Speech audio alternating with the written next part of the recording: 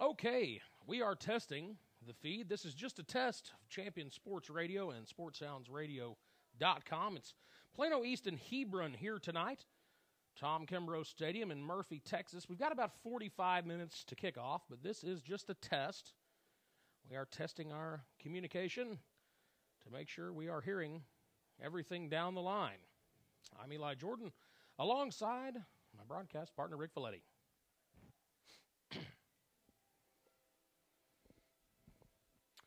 Getting anything? Working on it? Cool. It is Halloween night. It is a gorgeous evening here in Murphy, Texas, as the Plano East Panthers prepare to take on the Hebron Hawks in a battle of 1-7 teams here in Murphy, Texas. The Plano East Panthers enter tonight's game 1-7. The Hebron Hawks also 1-7, both taking similar paths to tonight's game, with a laundry list of injuries on both sides here for both Brian Brazel's Hawks and Joey McCullough's Panthers.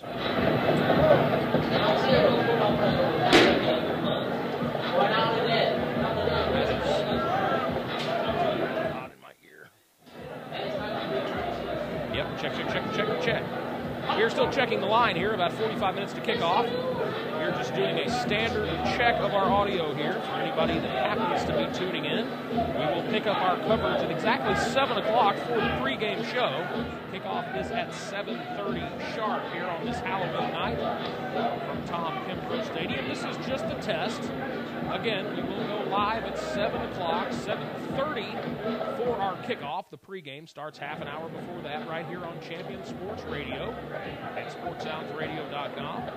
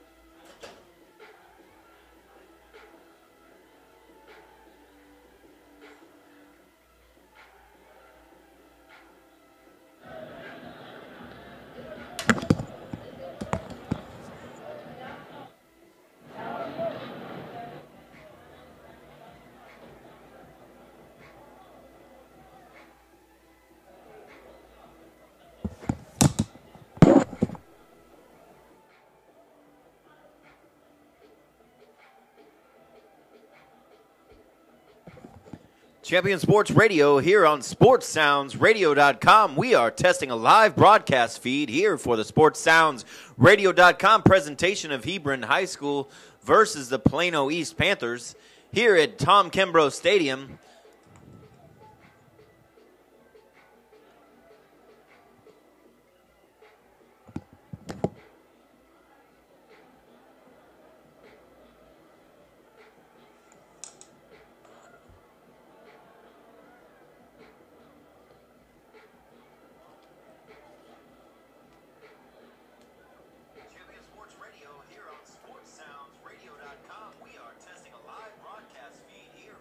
Sounds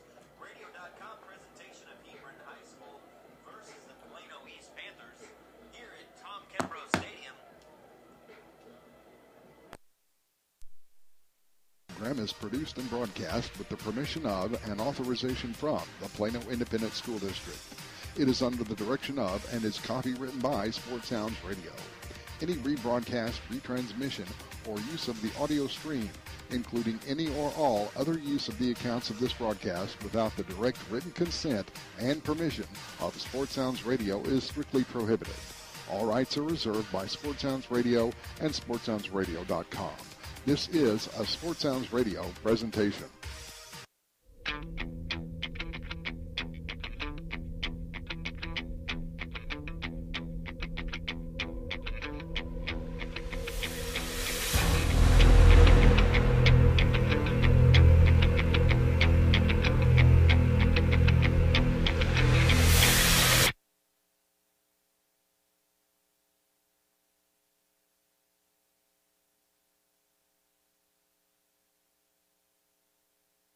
This program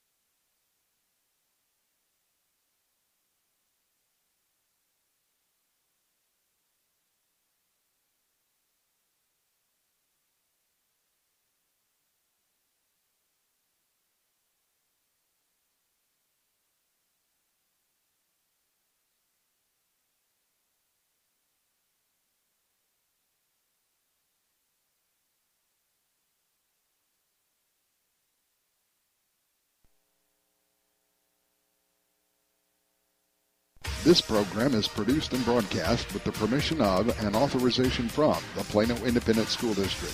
It is under the direction of and is copywritten by Sports Sounds Radio. Any rebroadcast, retransmission, or use of the audio stream, including any or all other use of the accounts of this broadcast without the direct written consent and permission of Sports Sounds Radio is strictly prohibited. All rights are reserved by Sports Sounds Radio and SportsSoundsRadio.com. This is a Sports Sounds Radio presentation.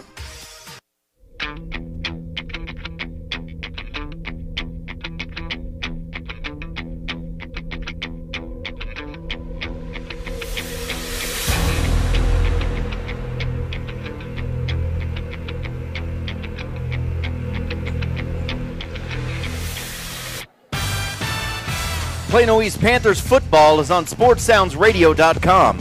This broadcast of Plano East Panthers football is sponsored by Rodenball's, Flooring America and Appliances on Main Street in downtown Allen, serving the folks of Collin County for more than 50 years.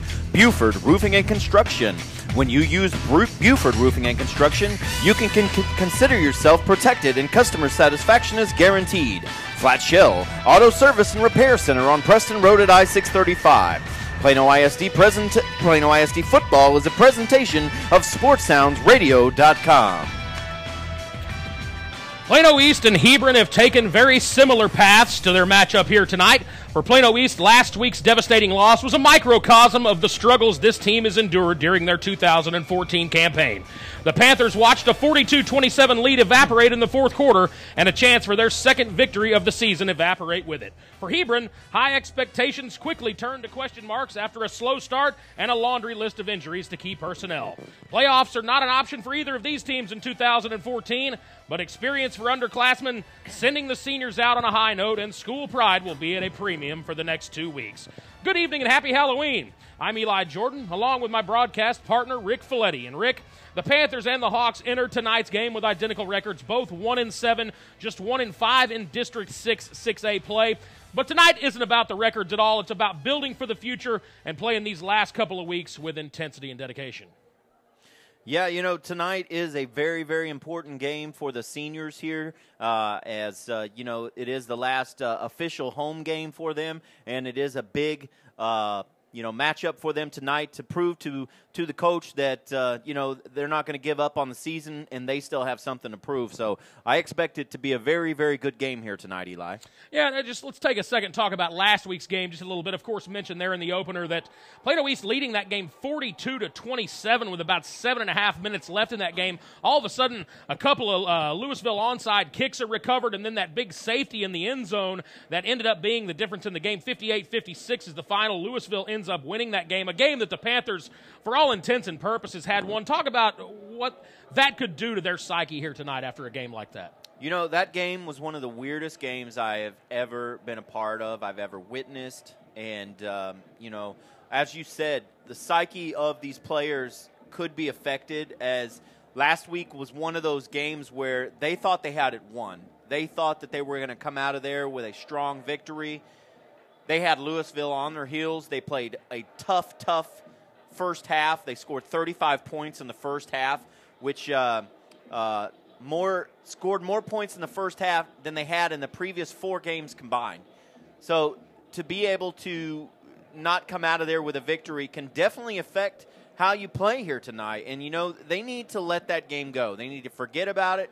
And if I know Joey McCullough the way that you and I know him, the team didn't let that affect them in practice this week. They came out, they practiced hard, and I'm sure we're going to hear Joey McCullough talk about that a little bit later in the interview. Yeah, no question. We did talk to Coach McCullough. We'll get to that interview here in just a few minutes. But let's talk about the coming out party last week for the future of this Panthers program. An 8-touchdown performance from sophomore quarterback Miklo Smalls. Tell us a little bit about what you saw from him last week. Oh, I saw a young sophomore football player who came into his own, who found himself as a quarterback. As we've seen Coach McCullough start off the year rotating with Miklo Smalls and Miles Thompson, and Coach McCullough wanted Miklo to be his starting quarterback. But as we'll find out later, Miklo was battling a little bit of an injury to start off the year, and he didn't really start off the way that Coach wanted him to, and then he got the injury that sat him out for a few weeks with the broken wrist. And last week, Eli, we saw the potential of a great quarterback for the next 2 years, plus these final 2 games for Coach McCullough. You saw a quarterback who was confident in himself, who delivered the ball on time, who had, pocket presence to know when to throw the ball and when to run. A lot of these young quarterbacks, they feel a little bit of pressure and they immediately want to go out of the pocket. Well, you know what? We didn't see that from Miklo last week. We saw a quarterback who had poise in the pocket, who showed that presence to know when to run and when to pass. And I think that's a huge, huge benefit for this team moving forward, to know that they have a security at the quarterback for the next 2 years. Yeah, no doubt about that. An outstanding game from that young man last week. We'll talk more about that as the pregame show moves on. Tonight it's Plano East and Hebron from Kimbrough Stadium. When we come back, we'll take a look at another huge District 6A matchup on this Halloween night. We'll take a look at some other games of note from around DFW as well. That's coming up next on the Plano East Panthers Countdown to Kickoff on Champion Sports Radio and SportsSoundsRadio.com. Located at 102 West Main Street in Allen, has all of your appliance and floor covering needs. Rodenbaugh's offers expert sales and installation on carpet, wood, ceramic, marble, and vinyl flooring. The appliance showroom displays state-of-the-art name-brand home appliances. As always, Rodenbaugh's backs up their knowledgeable sales with factory-trained service technicians. Rodenbaugh's, Allen's oldest business, family-owned and operated since 1962. Shell experts here to talk about the protective shield you see at Shell stations all over the country. Featuring us. It's there to remind you that no other gasoline protects your engine better than Shell nitrogen-enriched gasolines. Mm-hmm. Now with 20% more cleaning agents than before. Performance-robbing gunk doesn't stand a chance because your intake valves and fuel injectors are protected. Actively shielded. Hence the big protective shield here. So try Shell nitrogen-enriched gasolines today. No other gasoline protects your engine better. For quality auto service and repair, see the folks at Flat Shell on Preston Road at I-635. There's a time and a place for everything. As you'll see, projections for the next quarter are... He shoots, he scores! 2 points for team middle management. The office is not one of them. Jack, can I see you in my office? No pouting, it's your ball. Let's see what you got. But Whirly Ball is. For corporate events, team building, and private parties, Whirly Ball in Hearst and Plano is electric fun. Test your skills on the arcade games. Zip around in your Whirly Bug for a Whirly Ball competition. Or play the most affordable laser tag in the city. Learn more at whirlyball.info. And welcome back to Plano East Countdown to Kickoff. I'm Eli Jordan, and my broadcast partner on this Halloween night is Rick Folletti. As we get you ready for Plano East and Hebron, let's take a moment. Let's talk about a big game in District 6A across town over at John Clark Stadium. Tonight, Plano West and Allen take each other on. They are number 1 and number 2 in District 6A. Of course, Allen undefeated and Plano West with just the 1 loss, but a huge one across town tonight, Rick. Yeah, tonight's game features 8-0 Allen versus 7-1 Plano West.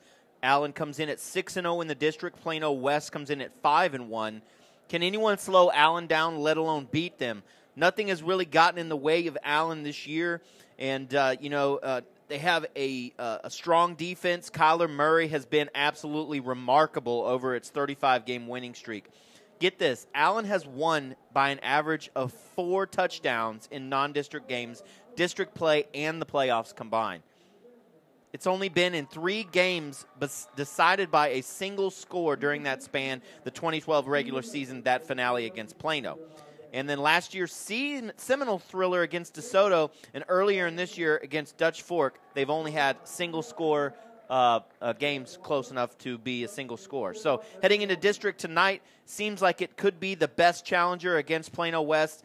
And, it's uncertain as to what will happen. The status of Soso Jamambo with an ankle sprain really could turn this game into a dominating fashion for Allen if Jamambo, that strong-powered offensive player, is not able to play tonight. Yeah, you mentioned Soso Jamambo. Had a chance to watch several of his games earlier this season, doing some work for Plano West as well, and what an outrageous talent he is, and really the entire machine for Plano West operates through that running back, Soso Jamambo, and we will see if he goes tonight.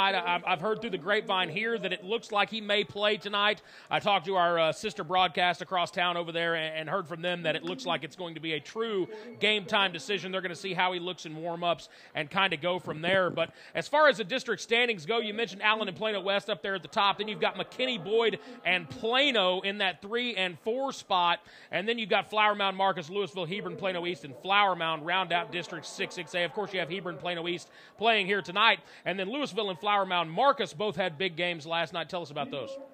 Yes, sir. Last night, Flower Mound, Marcus, and Plano played last night. That one was an absolute dominating fashion, 41-7.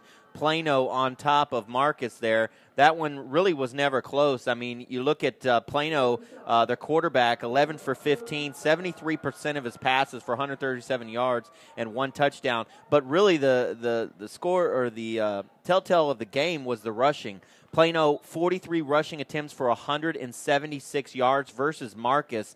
Rushed the ball 32 times, get this, for only 73 yards. That's less than 2.5 yards a carry. You're not really going to do much as far as scoring points when you're only getting 2.5 yards a carry. Yeah, and Plano, a team that's getting healthy right now. They got their starting quarterback. You mentioned him, Brooks Panhands. He comes back last night for the first time in several weeks, and they absolutely shellacked Flower Mound Marcus 41-7. So a Plano team that could be very, very dangerous moving forward. And then, of course, you had the Louisville game as well last night. Louisville upended in their game, and so they are officially eliminated from playoff contention. They got beat by McKinney Boyd last night by a final score of 31-17. Let's talk about some other games of interest from around the Metroplex. Rick? You know, tonight I picked a game, Mansfield at Cedar Hill. Okay, Mansfield comes into this game 5-3. They're 2-2 in the district. And, Cedar Hill, 7-1. They came off that big win versus DeSoto last week. They come in at 7-1, 4-0 in the district. I like Mansfield in a sleeper here. I'm not sure that everyone's given Mansfield the credit that they've got. They may catch them napping here after their, Cedar Hill's monumental win against DeSoto last week. TCU pledge Julius Lewis will be on the field for the majority of the game for Mansfield. He'll play defensive back, running back, and Wildcat quarterback. And that he'll try to overshadow DeMarcus Lodge's otherworldly performance. And, we'll see what they're able to do there. I also have another big game here tonight. It's Keller versus Keller Fossil Ridge. This is a really big playoff contentions here. So Keller comes in at 5-3, 4-1 in the district, and they had they're nicely positioned for a playoff run after their win over Denton Ryan last week, 35-14. They still haven't clinched a spot yet. So Keller Fossil Ridge, however, has clinched a spot with their huge overtime win last week against Keller Central, 20-16 after snapping a 2-game slide. So they had won 6 in a row. Fossil Ridge did, and then they lost 2 in a row. So. Here they come in tonight. They're playing Keller. I think that has the chance to be a big game as well. So I look forward to lots of District 6A action here tonight.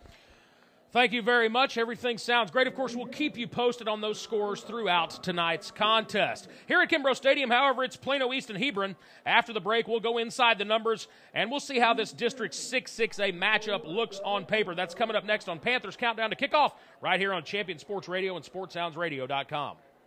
Origin Design is your one-stop shop for all your apparel, promotional, event, or team uniform needs. Point of Origin Design is a full-service design and logo creation company that offers a wide variety of imprintable and embroidered products. With competitive pricing and quality work, you can't go wrong with Point of Origin Design. It's always best to start at the right point, so visit them online at pointoforigindesign.com. Let them help you plan your next promotional item or design your next t-shirt. That's online at pointoforigindesign.com.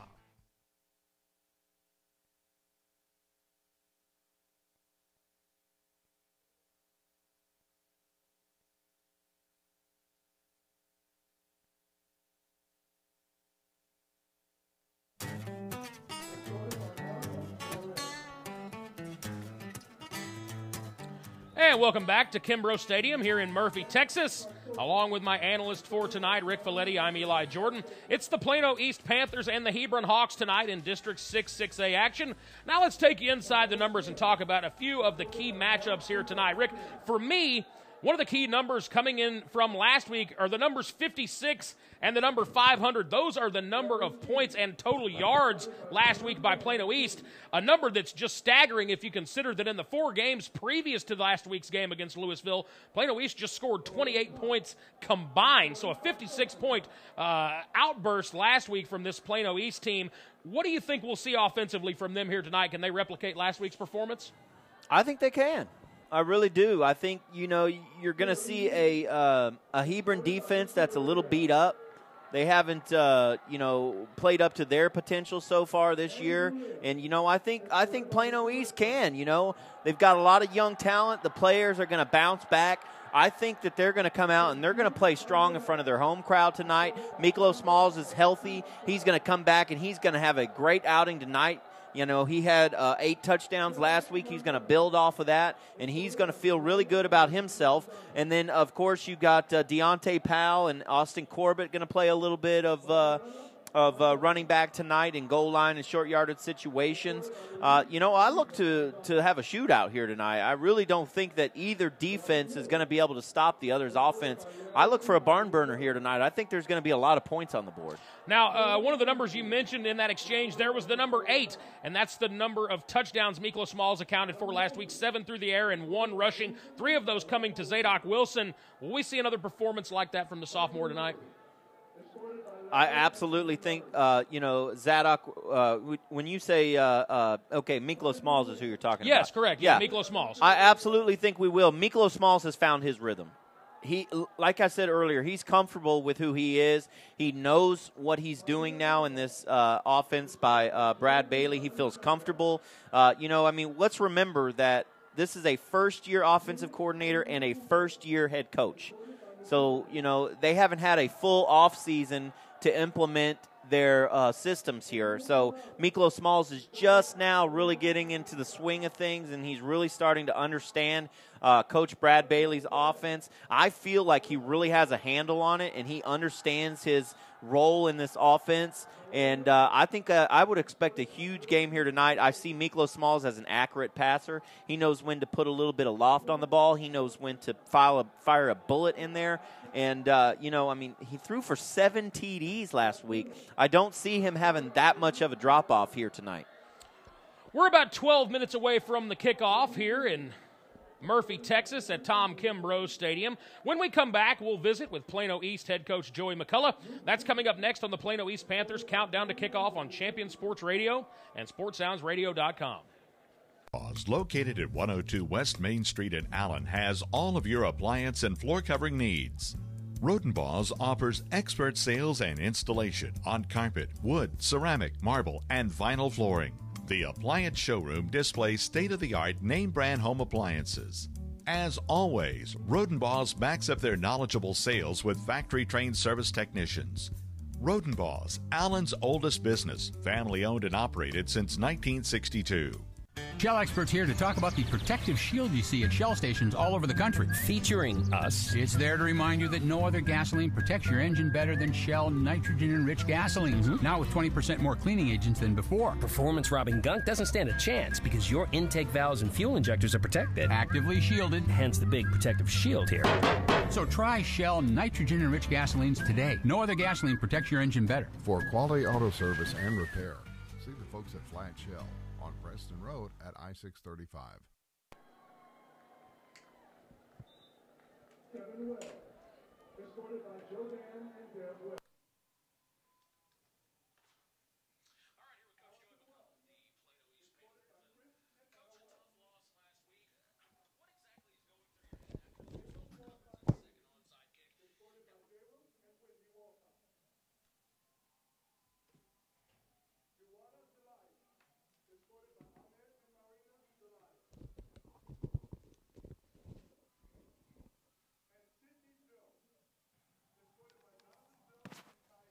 All right, here with Coach Joey McCullough of the Plano East Panthers. And, Coach, a tough loss last week.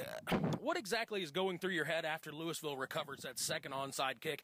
And what do you tell your kids whenever things really start going the wrong way for you like that? Well, I just tell them to continue to have poise, and believe in yourself, believe in one another. Sometimes things happen and happen bad. I've been a part of it. I told them, I said, it's no different whether you're 13-0 and you're playing a 13-0 team like John Tyler when I was coaching at East my first year. When we were getting the onsides on them, it's a momentum thing, and those things happen. The shame in the whole deal last week was, it won't help us at all, but the head of officials, Charles Stevenson, did say and did call back later and said that they had botched the call on the safety, that it should have been a touchback because of the muff rule. There was no clear possession. The clock started at 5:12. It ended at 5:12. The young man was waiting for the ball to roll out of bounds. It's just one of those things that happen. I take the blame on everything. That's the way I look at it. I look at me, and we didn't make the play there. And I told them, I said, it's not one man's fault. We don't point fingers. We're just going to continue to get better. We're going to continue to practice the same. We're going to do all the things that we do the same. Believe in one another, and it's just one of those things that happened. It was a momentum deal, and it was a shame because our kids gave a great effort, and I was very pleased with them. It was an outstanding night for our offense, with the return of Miklo Smalls, scoring 8 out of 9 possession, throwing for 7 touchdowns, rushing for 95, had 3 junior receivers that had 3 touchdowns, 2 touchdowns, and 2 touchdowns, all over 100 yards. So we had great production, great protection by our O-line. We just had some key breakdowns. When you have people missing off the defensive side of the ball, we got tired late. And just had some unfortunate things that happened to us there in the last. But I believe in our kids. I believe they're continuing to fight. And as long as we do that, we have a good chance of being better and getting a win tonight. Now, you mentioned Miklo Smalls. He did account for 8 touchdowns last week, 7 through the air and then 1 rushing. You mentioned just how incredible a game that was last week. That's something that you saw from him in spring practice, right, Coach? Yes. I called him a phone booth guy in the spring because he was so explosive, so quick. I always thought he was hard to touch, even if he was in a phone booth. I know at the beginning of the season he didn't have that same explosiveness. He was dealing with a growing injury and some things, just from the grind of the summer conditioning program, also, just from those 2-a-days. But you know what? I think the 3.5 weeks of not playing, I think it did him some good overall, with his body. When you're a sophomore, things happen a little bit faster than what you wanted. I think the time he took off, I think he sit back. I think he continued to watch and to study, and he made the most of his time last Friday night. Certainly a bright future for that young man. I want to talk just a little bit about tonight's matchup with Hebron. They come in tonight, similar record, 1-7, but they've got some good talent on the offensive side of the ball with their running back, Angelo Garbett. Tell us just a little bit about what you see from him on film and how you slow him down tonight. Well, number one, they're very similar to us. Coach Brazel and his staff does a great job. A bunch of those coaches have a lot of respect for them. They run the football. They're very physical up front, but they're very similar to us because they have had a lot of injuries on both sides of the ball. They have young men that play both sides of the ball, but very talented young man, and Mr. Garbett, very physical runner. I believe he's going to Iowa State as a linebacker. Oregon State. Oregon State. That's Okay. Correct. He can be a Beaver. Yes, and I guarantee you he is a awesome young man. I know I had done a previous scout report on them last year when we found out the new realignment. And, I know losing the big lineman going to Arkansas Rogers, I know that was a big blow to them. And they've had some tough breaks themselves. But I know tonight they're going to come in tonight just like we are, and they're looking for their program and for the future. And I know they're going to come out tonight and give us their best shot. All right, Coach, you have 8 quarters of football left here in 2014. Tell us just a couple of things you're looking for over these last 2 games as far as building your program for next year. I'm looking for repetition. I'm looking for effort. I'm looking for young men that are in the program that are committed to team. Everything that we do, we talk about team. We break on team. It's about a young team growing up, maturing, and really continuing to stack those bricks that are going to lay the foundation for this program for the future, which I believe is very bright. Very encouraged. These young men, they've given their heart and their soul, given a lot of time, a lot of effort. I feel for the seniors that have had 3 coaches in a 1.5 year period, And but their commitment to me and the coaches and this team has been outstanding. But I really look every day, every practice, including yesterday, to get better, that we're continuing to rep and practice just like we were going into the playoffs. And taking one day at a time, continuing to love these kids, and no doubt we're going to get better. All right, Coach. Good luck tonight. Thanks. Like to take a moment to thank Coach Joey McCullough for spending a little time with us pregame. It is the Panthers and the Hawks tonight from Kimbrough Stadium. The starting lineups and the kickoff are next, right here on Champion Sports Radio and SportsSoundsRadio.com. If you're a basketball parent or coach, you need StatGeek, the simplest way to keep stats ever created. Our easy-to-use iPad app turns anyone into a professional statistician, and all they have to do is simply follow the ball. Produce full and accurate box scores and play-by-play reports. Send accurate stats out to your fans, media, or recruiters. It's sports statistic collection redefined. StatGeek is available right now in the iPad App Store for just $4.99, and there are team fundraising opportunities available as well. On the web at statgeek.com. StatGeek, keep your eye on the ball. The Centers for Disease Control and Prevention estimates that nearly 4 million brain injuries occur every year due to sports in the U.S. They also estimate that 70% of concussions go unreported. Not identifying concussions early can be devastating, especially if the athlete continues to play with symptoms. Catching hard hits fast is critical, and that's why you need the Shockbox Helmet Impact Sensor. The Shockbox is a small sensor that easily attaches to most football, lacrosse, and hockey helmets and instantly sends a signal to a smartphone on the sidelines when the player has taken a hard hit that puts them at higher risk for injury. The free app receives data from the sensor, displays information about the impact, and even walks the user through a concussion assessment. The app also logs symptom and impact data for future medical use. Visit ShotboxDFW.com to learn more about the Shockbox Impact Alert Sensor and determine if it is the right option for your child. Be warned instantly when a player has experienced a head impact that could result in a concussion. Visit ShotboxDFW.com today. ShotboxDFW.com.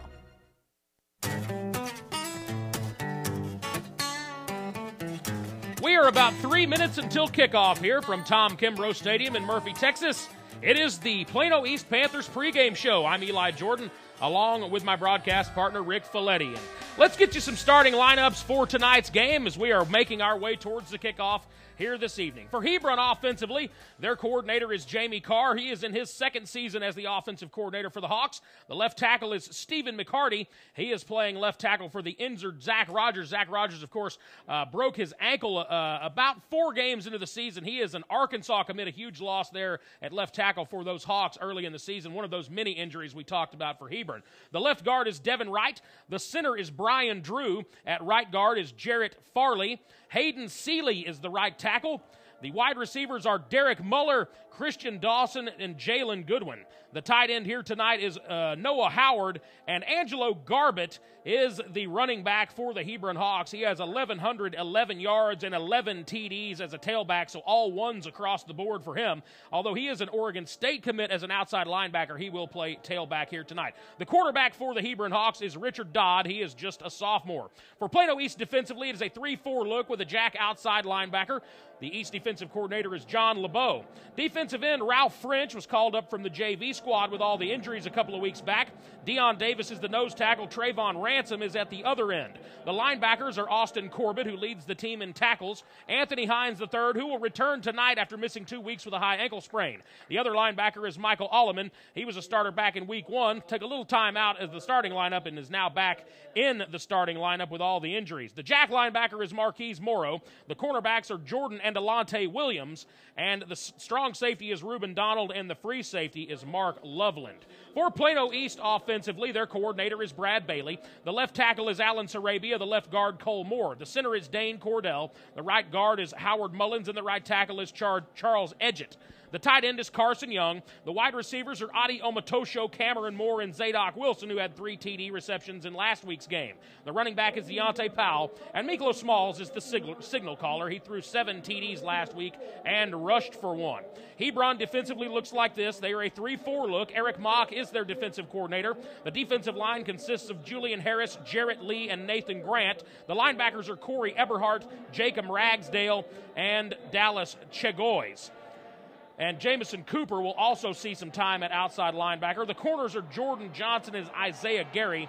The strong safety is Omar Hicks-Anu, who is an Oregon State commit, and Caleb Sauter is the free safety. We are just a couple of minutes away now from the kickoff. We're going to take a quick break. When we come back, we'll get you updated on who won the coin toss and all that good stuff. We got the national anthem forthcoming here. It's Plano East and Hebron tonight from Tom Kimbrough Stadium. You're listening to the Roden Boss Flooring America and Appliances presentation of Plano East Panthers football on SportsSoundsRadio.com. Located at 102 West Main Street in Allen, has all of your appliance and floor covering needs. Rodenbaugh's offers expert sales and installation on carpet, wood, ceramic, marble, and vinyl flooring. The appliance showroom displays state-of-the-art name-brand home appliances. As always, Rodenbaugh's backs up their knowledgeable sales with factory-trained service technicians. Rodenbaugh's, Allen's oldest business, family-owned and operated since 1962. Shell experts here with a pitching machine and a shield to demonstrate the importance of protecting your engine. Think of me as an engine. The Shield is new Shell gasoline with 20% more nitrogen and rich cleaning agents than before. And the baseballs are gunk that attack intake valves and fuel injectors. Come on, gunk, is that all you got? Gunk is out of here. New Shell nitrogen-enriched gasolines. No other gasoline protects your engine better. For quality auto service and repair, see the folks at Flat Shell on Preston Road at I-635.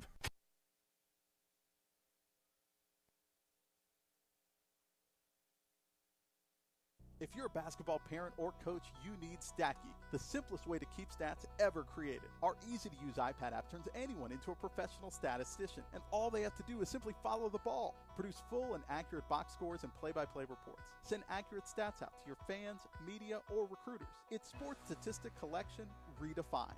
StatGeek is available right now in the iPad App Store for just $4.99, and there are team fundraising opportunities available as well. On the web at statgeek.com. StatGeek, keep your eye on the ball.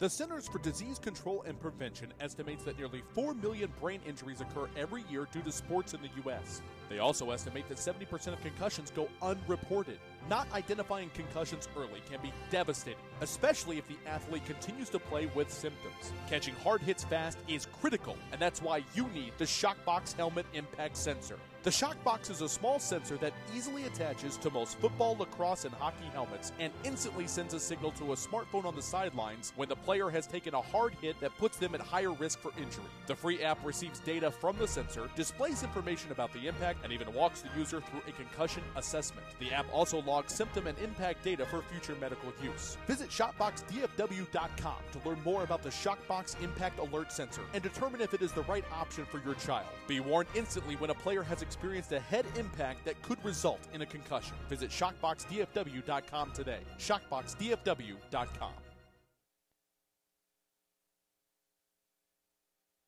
This program is produced and broadcast with the permission of and authorization from the Plano Independent School District. It is under the direction of and is copywritten by Sports Sounds Radio. Any rebroadcast, retransmission, or use of the audio stream, including any or all other use of the accounts of this broadcast without the direct written consent and permission of Sports Sounds Radio is strictly prohibited. All rights are reserved by Sports Sounds Radio and SportsSoundsRadio.com. This is a Sports Sounds Radio presentation.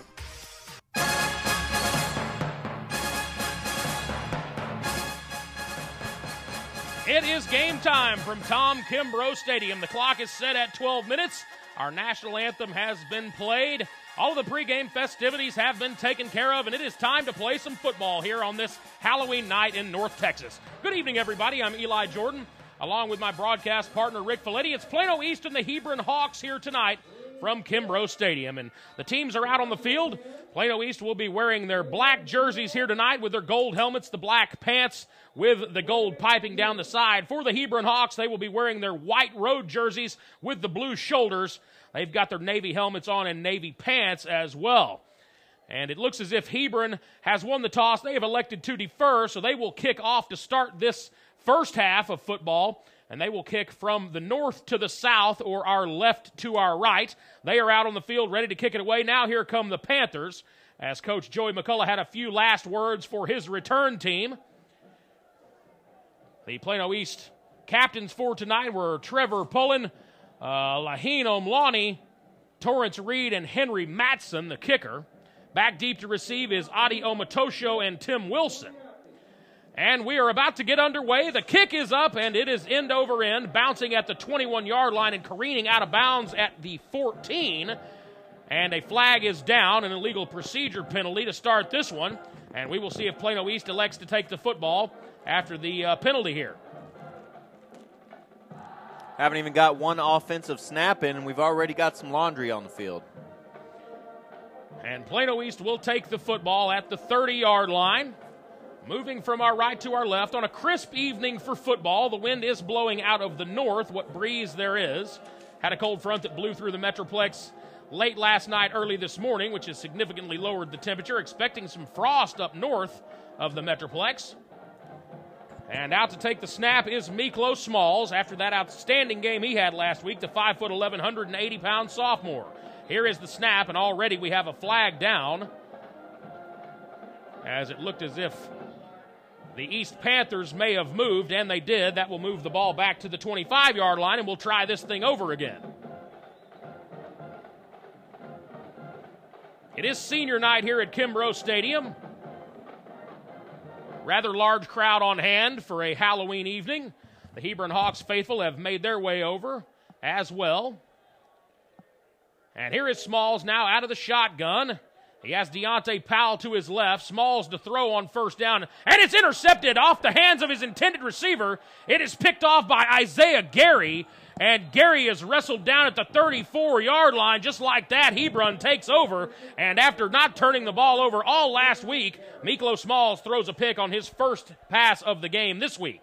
You know, what we saw there, Eli, was maybe a little bit of jitters, maybe a little bit of trying to rush the throw, but he threw that ball high. It was over the receiver's head. The receiver had to jump for it. It was tipped, and anytime you tip a ball, it makes a really easy reception for the defender, and a nice interception that time by the defense. And now we will see number 12, the signal caller for the Hebron Hawks, in the way of Richard Dodd.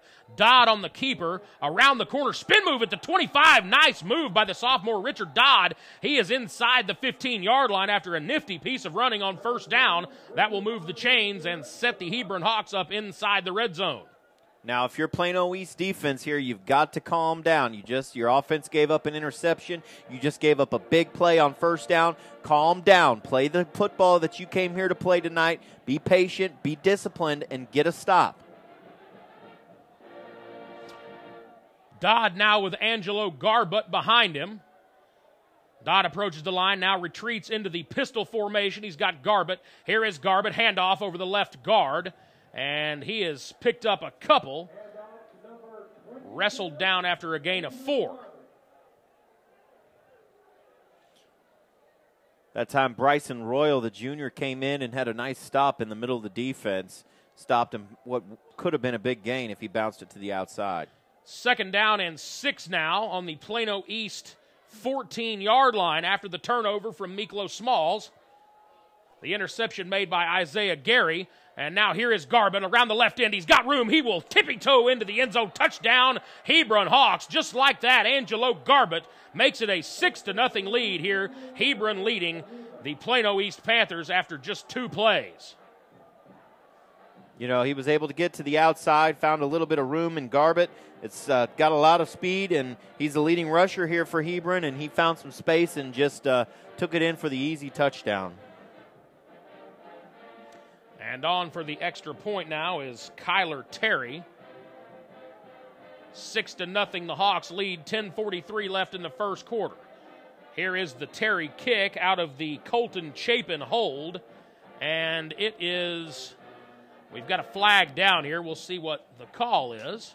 It is a false start against the Hawks, so we will try the extra point over once again.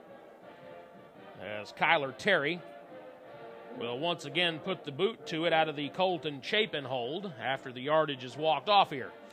This is not the start that Joey McCullough wanted, do you think, Eli? I would have to agree with you there, partner. Throw an interception. You have even before that, you have the false start penalty to start the game off. Throw an interception, give up a big run, and then your defense gives up a touchdown run. It couldn't have started any worse for Coach McCullough's team. And it's a 6-0 lead for Hebron here, just a minute 17 seconds into our football game. High snap this time. The kick is away, and it is good. So a 7-0 lead for Hebron. 10:43 left in the first quarter. We will return in a moment to the Rodenboss Flooring America and Appliances presentation of Plano East Panthers football on SportsSoundsRadio.com. Rodenboss, located at 102 West Main Street in Allen, has all of your appliance and floor covering needs. Rodenboss offers expert sales and installation on carpet, wood, ceramic, marble, and vinyl flooring. The appliance showroom displays state-of-the-art name-brand home appliances. As always, Rodenboss backs up their knowledgeable sales with factory-trained service technicians. Rodenboss, Allen's oldest business, family-owned and operated since 1962.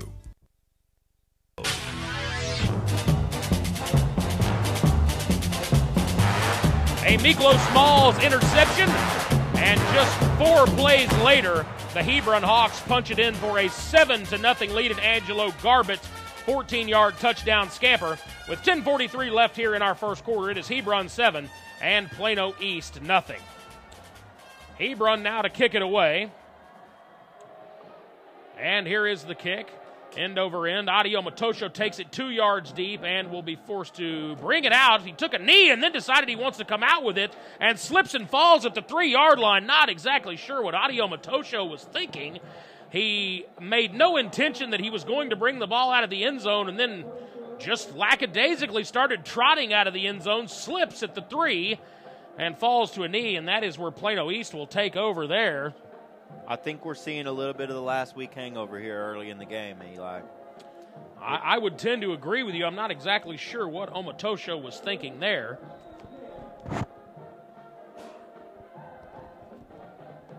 They've got to get something going here. They're deep in their own zone. They need to get at least drive the ball down. And are they going to get flagged for 12 men in the huddle? There is a flag down. And it will be a penalty against Plano East, so half the distance to the goal. That's exactly what it was, 12 men in the field. Coming out of the kickoff as well, so personnel issues. And already 2 penalties to start drives here, although this one was basically negligible. It cost them about a yard. From their own 2, here is Smalls, finds his receiver in the flat, and out past the 10-yard line to the 12-yard line.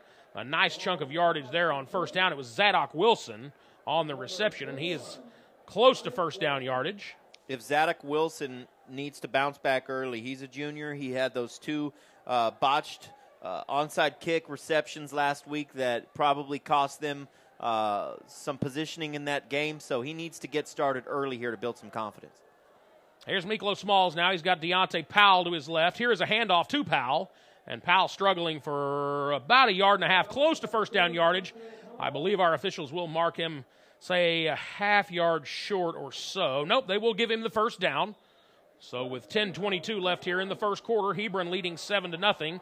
It is a first down and 10 for Plano East at their own 15-yard line.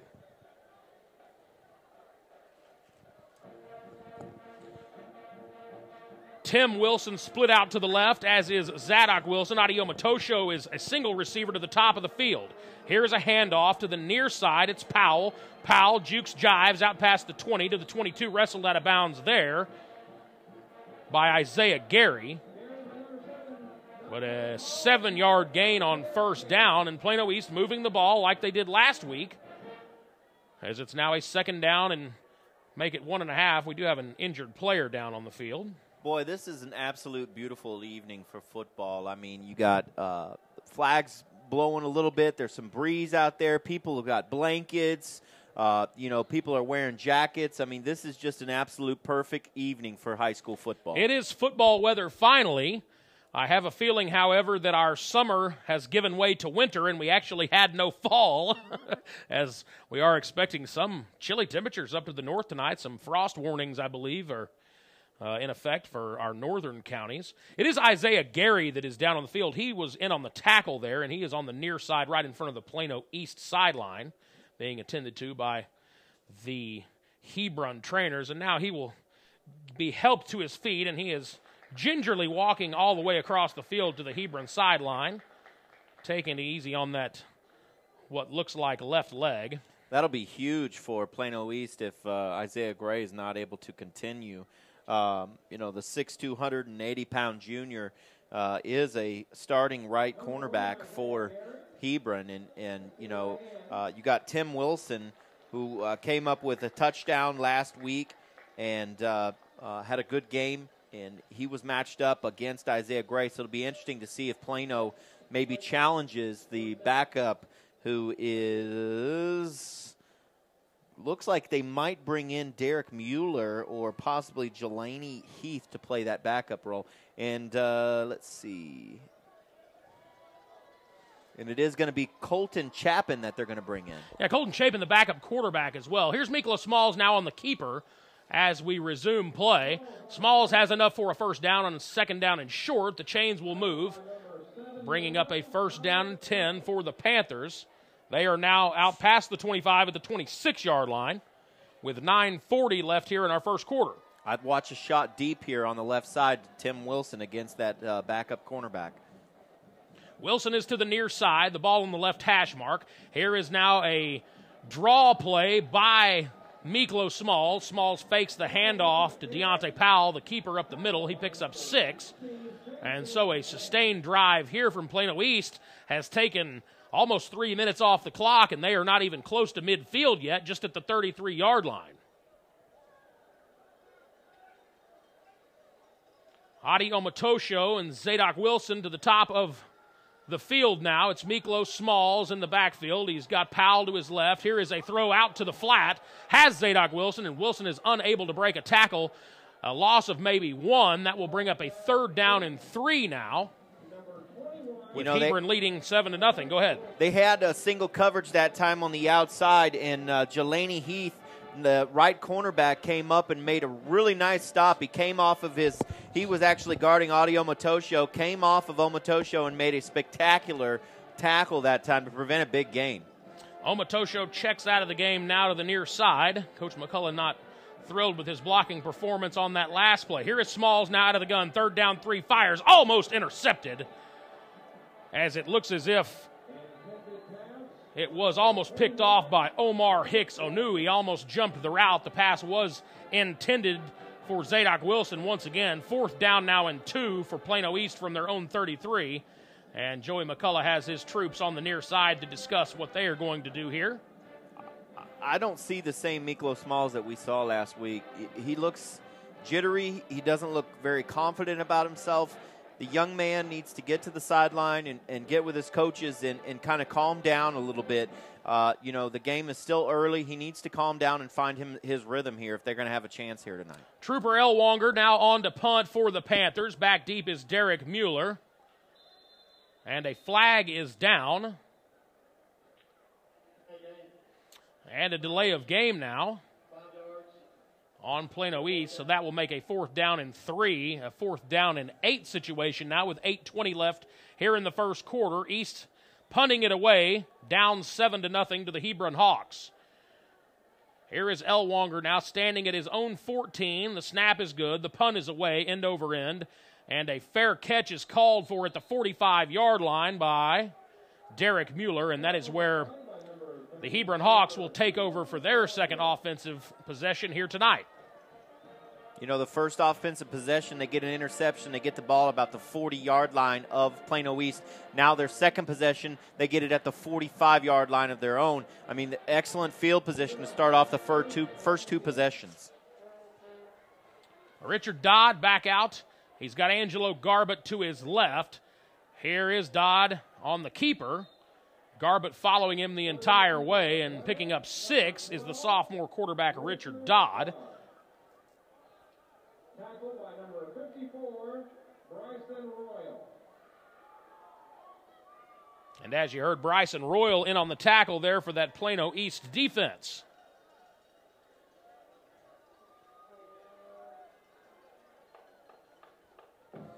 Ball just inside Plano East territory at the 49-yard line. Here is Dodd out of the shotgun. He's got Garbett to his left. Fake handoff, Garbett. Dodd on the keeper. Picks up close to first down yardage. Should be a third and very short. Early in this game so far, Plano East defensive line is getting pushed around There are some large offensive linemen in here, especially on the interior. 245, Jarrett Farley, Brian Drew, 245. Right tackle, Hayden Seeley, 265, 6'2". So a lot of weight up front so far. It looks to be more than Plano East can handle. See Deion Davis, the big nose tackle, checking in for Plano East. He is 6'2", 280. He replaces Bryson Royal on a third down and about half a yard with 6:55 left here in our first quarter. The Hawks lead at 7-0. And now a timeout is taken. And it is taken by the Hebron Hawks. We will take a quick timeout as well. You're listening to the Rodenball's Flooring American Appliances presentation of Plano East Panthers football on SportsSoundsRadio.com. The Centers for Disease Control and Prevention estimates that nearly 4 million brain injuries occur every year due to sports in the U.S. They also estimate that 70% of concussions go unreported. Not identifying concussions early can be devastating, especially if the athlete continues to play with symptoms. Catching hard hits fast is critical, and that's why you need the Shockbox Helmet Impact Sensor. The Shockbox is a small sensor that easily attaches to most football, lacrosse, and hockey helmets and instantly sends a signal to a smartphone on the sidelines when the player has taken a hard hit that puts them at higher risk for injury. The free app receives data from the sensor, displays information about the impact, and even walks the user through a concussion assessment. The app also logs symptom and impact data for future medical use. Visit ShotboxDFW.com to learn more about the Shockbox Impact Alert Sensor and determine if it is the right option for your child. Be warned instantly when a player has experienced a head impact that could result in a concussion. Visit ShockboxDFW.com today. ShockboxDFW.com. Back here at Tom Kimbrough Stadium in Murphy, Texas, the Hebron Hawks now with a third down and short. And here's a handoff to Garbett. Garbett fighting for first down yardage, and he is able to pick up the first down. And now Richard Dodd commanding his troops as the Hebron Hawks will move quickly here. It is Dodd with Garbett to his right. Here is handoff Garbett, left side, nothing doing. Nice play in the backfield there by the Plano East defense. And a loss of 1 on the play, and slow to get up on the far side for Plano East is Austin Corbett. Austin Corbett, who was in on that tackle. A big-time collision there between guys that will likely play at the next level, and Angelo Garbett and Austin Corbett. Both men listed at 6'2", 210 pounds, and both intend to play linebacker at the next level, so you can imagine the collision there. Here is Dodd now on second down and 10. Keeper inside the 40, inside the 35 at the 34-yard line of Plano East, close to a first down, and it is enough for a first down, and that will move the chains with 5:40 left here in the first quarter. The Hebron Hawks leading the Plano East Panthers by a score of 7-0. Well, so far here tonight, Hebron has not thrown one pass. They've come in, they've decided they're going to run the ball with their big offensive line and try to overpower the defensive line, and so far they've been able to do that here tonight. They've already got 46 yards on the ground here in the first quarter. Just 59 passes attempted between Dodd and Colton Chapin all season. Here is Dodd now trying to find room on the outside, wrapped up in the backfield. A nice open field tackle made there, and that was Quan Beasley in on the tackle. And a loss of 4 brings up second down and 14 for the Hawks. Be interesting to see if they stick with the run or if they actually go with the pass play here. They may be forced to put the ball in the air. You got Garbett in the backfield. You got Richard Dodd in there at the quarterback position out of a pistol formation. Whistles are blowing. The flag is down on the near side, our line judge, and a false start about to be handed to the Hebron Hawks, and that will make a second down and 14, a second down and 19 situation. They were going to run the ball there. They almost have to pass here or try to do a draw play and fool the defense and pick up some yards here to even have a chance on third down. Not many plays in the playbook for second and 19. I would tend to agree with you there, partner. Jacob Ragsdale is in as another blocker in the backfield with Garbett and Richard Dodd. And now Ragsdale shifting to his right, Garbett to the left of Dodd. Here is Dodd looking to throw, now keeping, near side, flushed out of the pocket, throws and incomplete. And that will bring up a 3rd down and 19. So Plano East very much going with the bend but don't break method of defense here early on. The one Hebron score came after the interception thrown by Miklo Smalls, which set up Hebron with very, very good field position. And Angelo Garbett touchdown run followed. That's where we stand 7-0 Hebron with 4:27 left in our first quarter.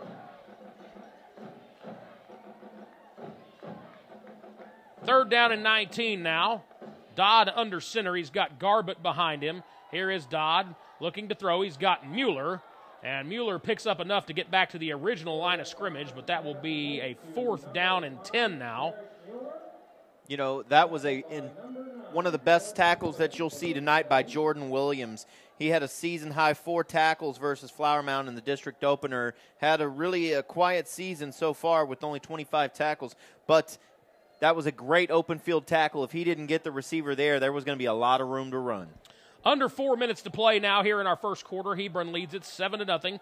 4th down and 11 now, and the Hawks electing to keep their offense on the field as they are at the Plano East 34-yard line. Here is the keeper over the left side by Dodd, and Dodd goes nowhere, and so a hold here from Plano East on 4th down will send the Panthers offense back out. It was Austin Corbett with the tackle. All right, now if you're the offense, your defense just stop. Hebron got a little bit of momentum here. You got to build on this. Let's come out, get that big offensive line. Let's push around Hebron a little bit and get some yards. Let's chunk out a 1st down here and build up some momentum. Miklo Smalls leads his troops back out onto the field, the sophomore quarterback. An incredible game last week. This week, a little bit slow going here in the early on. 2 for 4 for 10 yards and an interception. Here is a handoff now for Deontay Powell. And the pile is stood up after about a 3-yard gain for Powell. And a 2nd down and 7 situation here for the Panthers.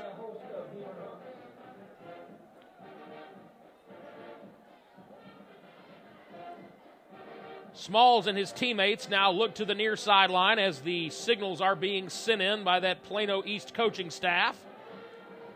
Smalls in the backfield now. He's got Powell to his right. Here is a handoff. The quarterback keeper, as Smalls is able to hang on to the ball and turn the corner. He picks up 3, so a 3rd down and 3 coming up with just under 3 minutes left here in our first quarter. That was all Miklo on that one. I mean, there was nowhere to run. They had Hebron had the outside locked up pretty well. The right tackle was trying to set the edge, Charles Edgett, and he just wasn't able to do it against the defensive end, Nathan Grant, and there really wasn't much there. So it was a good thing he picked up those 3 yards. 3rd down and 4 now. Smalls takes the snap to throw, has a man. It's Tim Wilson, and Wilson with a nice catch into Hebron territory, wrestled down at the 45-yard line of the Hawks, but a nice throw there from Miklo Smalls, and it looks as if the sophomore quarterback is finally getting warmed up here tonight. You know, it was only a matter of time before they challenged backup corner Colton Chapin, and that time Tim Wilson got it. Here's a handoff to Powell now. Powell spinning, driving the legs. Tough running by Deontay Powell as Powell picks up 5 on 1st down. And now Plano East has a little something cooking here with 2.5 minutes left in the first quarter, trailing 7-0. Powell's helmet came off, so he will have to come out for a play. Javon Redmond now checks in at the tailback position. Here is Small standing at his own 45-yard line. Here's the read option play. And Small's able to pick up 3 yards. This will bring up a 3rd down and 2 in the biggest play of the game so far for the Plano East offense. Yeah, you're absolutely right. I mean, this play right here is huge. You're almost going to have to go for it on 4th down. That kind of changes your play selection here. You can still run here. Let's see what they do. Smalls in the backfield now. He's got 3 wide receivers. Tim Wilson by himself to the near side. It is a keeper for Smalls. Smalls right at the line to gain and is able to bull his way forward for a 1st down. So tough running there from the sophomore quarterback. And you got to appreciate the effort that Miklo Smalls has given you here tonight early on, as he is able to pick up the 1st down there. Ball now located on the near hash mark at the Hebron 34-yard line. A minute 30 left in our first quarter. Hebron leads it 7-0. Carson Young now in the backfield with Miklo Smalls and Deontay Powell. Young goes in motion. And a timeout is called by Plano East on first down with 1:17 left here in the first quarter. We'll take a quick timeout as well. You're listening to the Roden Boss Flooring America and Appliances presentation of Plano East Panthers football on SportsSoundsRadio.com. Shell experts here to talk about the protective shield you see at Shell stations all over the country. Featuring us. It's there to remind you that no other gasoline protects your engine better than Shell nitrogen-enriched gasolines. Mm-hmm. Now with 20% more cleaning agents than before. Performance-robbing gunk doesn't stand a chance because your intake valves and fuel injectors are protected. Actively shielded. Hence the big protective shield here. So try Shell nitrogen-enriched gasolines today. No other gasoline protects your engine better. For quality auto service and repair, see the folks at Flat Shell on Preston Road at I-635.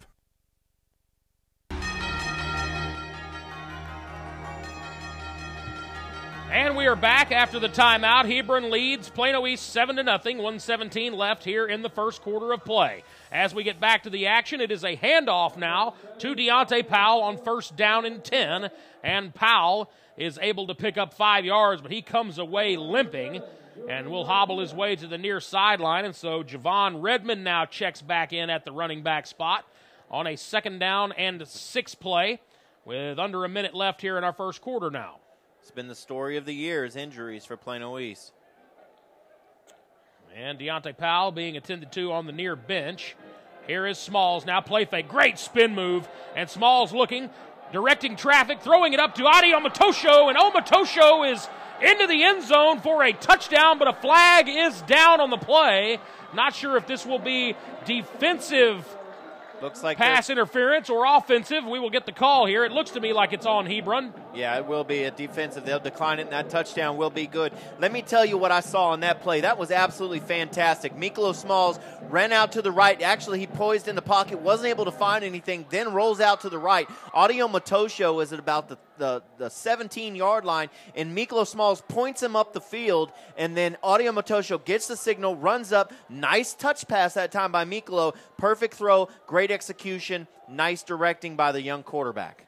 A very, very exciting play by the sophomore there, as well beyond his years. He's able to direct traffic, send Omatosho up the field, and then able to make the throw. A nice catch on the receiving end by the 6'3", 385-pound junior Adi Omatosho.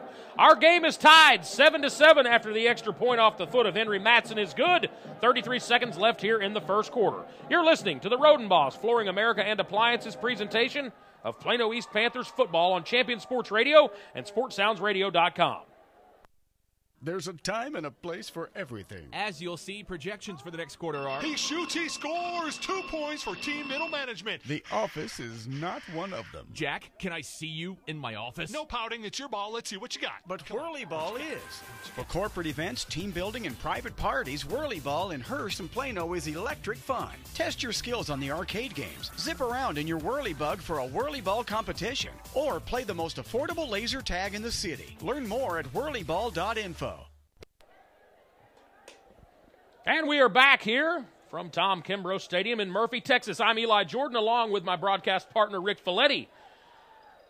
And a 7-7 ball game with 33 seconds left here in the first quarter. Hebron and Plano East are all tied up on senior night here for the Plano East Panthers. It was a touchdown pass from Miklo Smalls to Adi Omatosho just moments ago that knotted our score at 7.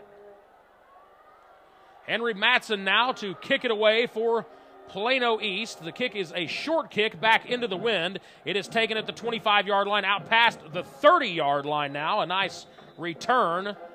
And that was Omar Hicks anew on the return. And Hebron will take over at the 32-yard line with 26 seconds left here in the first quarter. Yeah, I want to go back to that touchdown. I mean, Miklo Smalls showed a lot of poise that time. The pocket broke down. He rolled out to the right. I mean, that shows a lot of maturity on the young quarterback's part to be able to direct traffic and send his wide receiver up the field. And so Hebron takes over now, 1st and 10 on their own 32. Here is a toss to Garbett. Garbett breaking into the secondary. He's out past the 40. A pickup of 9 on first down for the big running back, Angelo Garbett, 6'2", 210-pounder. Boy, he is. Once he gets moving, he's like a locomotive. He just has a full head of steam, and he is hard to bring down. And Angelo Garbett will play at the next level. He is an Oregon State Beavers commit. However, he is committed to go up there and play outside linebacker, so that just tells you what kind of athlete that young man is, as he is just a special kind of player, and we've seen several of those on both sides of the ball here, and that will likely be the final play of the first quarter as our clock now winding down towards 0. It is Hebron 7, Plano East 7 after 1. You're listening to the Rodenbaugh Flooring America and Appliances presentation of Plano East Panthers football on SportsSoundsRadio.com. Point of Origin Design is your one-stop shop for all your apparel, promotional, event, or team uniform needs. Point of Origin Design is a full-service design and logo creation company that offers a wide variety of imprintable and embroidered products. With competitive pricing and quality work, you can't go wrong with Point of Origin Design. It's always best to start at the right point, so visit them online at pointoforigindesign.com. Let them help you plan your next promotional item or design your next t-shirt. That's online at pointoforigindesign.com.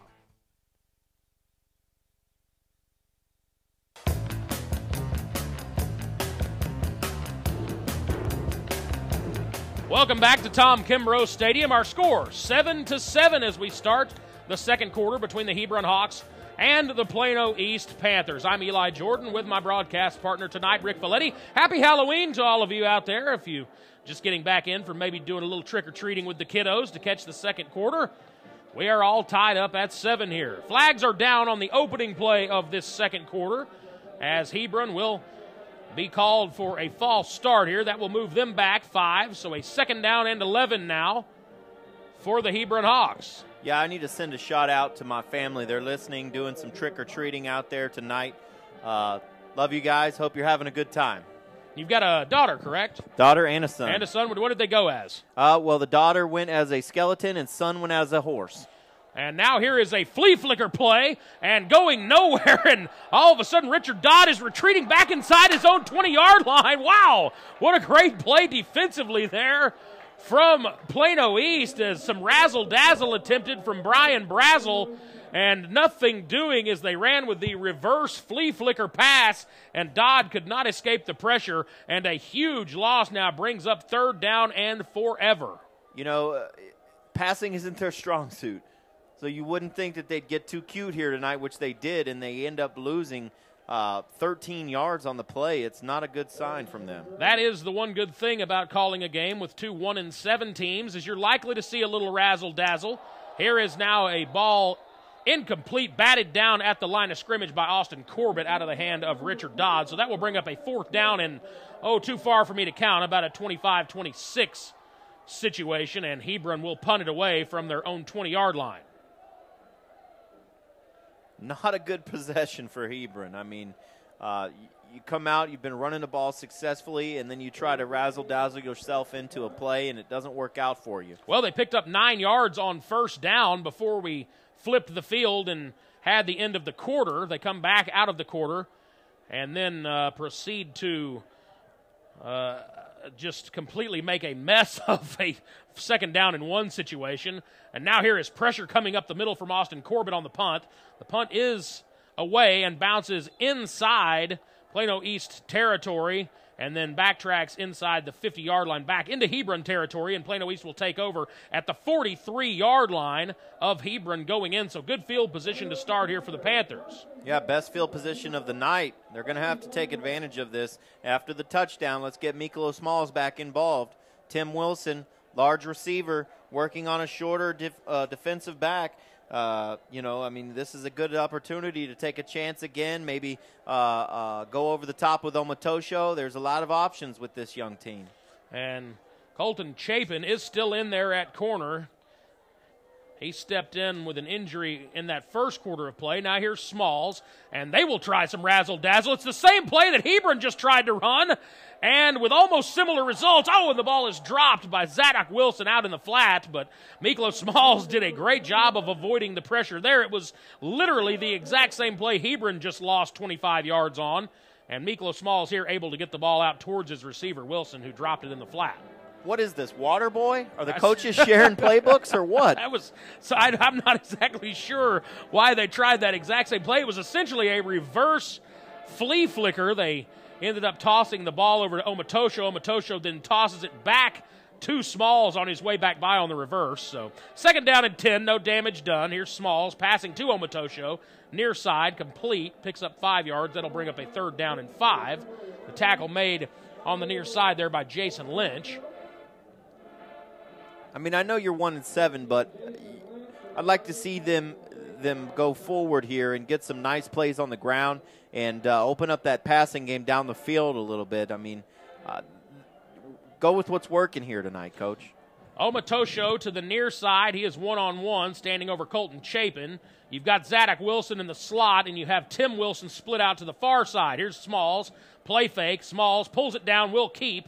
Has enough for a 1st down, or close to it. We'll check the spot. It was 3rd down and 4, and Smalls is very close to a 1st down, maybe just a couple of feet short. It is a 4th down and, say 3 feet or less now, maybe a little bit less than a full yard, maybe a 1.5 feet or so. Close enough to where you don't even think about it. You just go for it. And at 1-7, I would argue that most of those are no-brainers, especially in your opponent's territory. Austin Corbett has now checked in at the running back position. He stands next to Smalls, and he will lead block for Smalls, and a big block laid by Austin Corbett. Smalls has enough for the 1st down, so on 4th down and 1, a conversion here from Plano East to keep the drive alive with 9:37 left in the 2nd quarter, and our score tied at 7.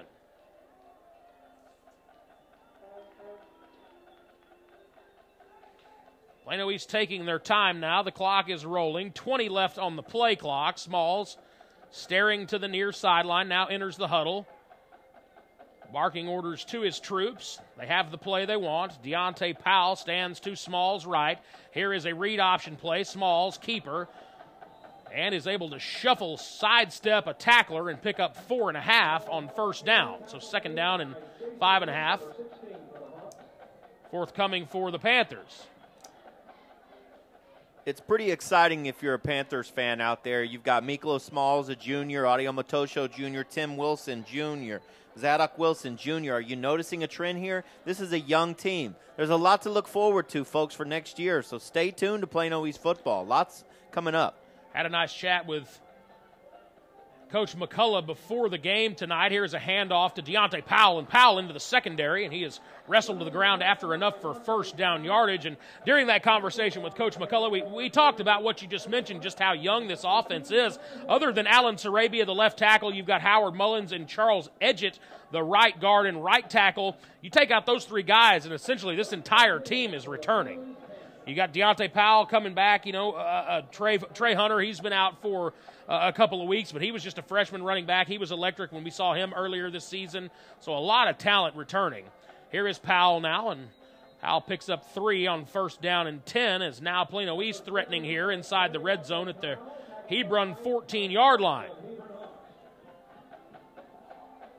I'll tell you what, that Trey Hunter is something special. I mean, on 35 carries this year, he's got 152 yards. That's over 5.5 yards per carry. That's something special as a freshman to be able to come up and have that kind of impact. And he did that against some very, very good defensive teams, a good Plano West team. He came in and had an impact, being called up from the JV about 4 weeks into the season because of injuries. So a false start now here on Plano East, and just like that, they get a little momentum, and then the obligatory gunshot to the foot that we have seen on so many drives here this year from Plano East brings up a 2nd down and 11 now with 7:30 left here in the second quarter. And here is now a draw play from Miklo Smalls, and Smalls fakes the handoff to Powell, the keeper, and he is back to the original line of scrimmage before the penalty. It brings up 3rd down and 5.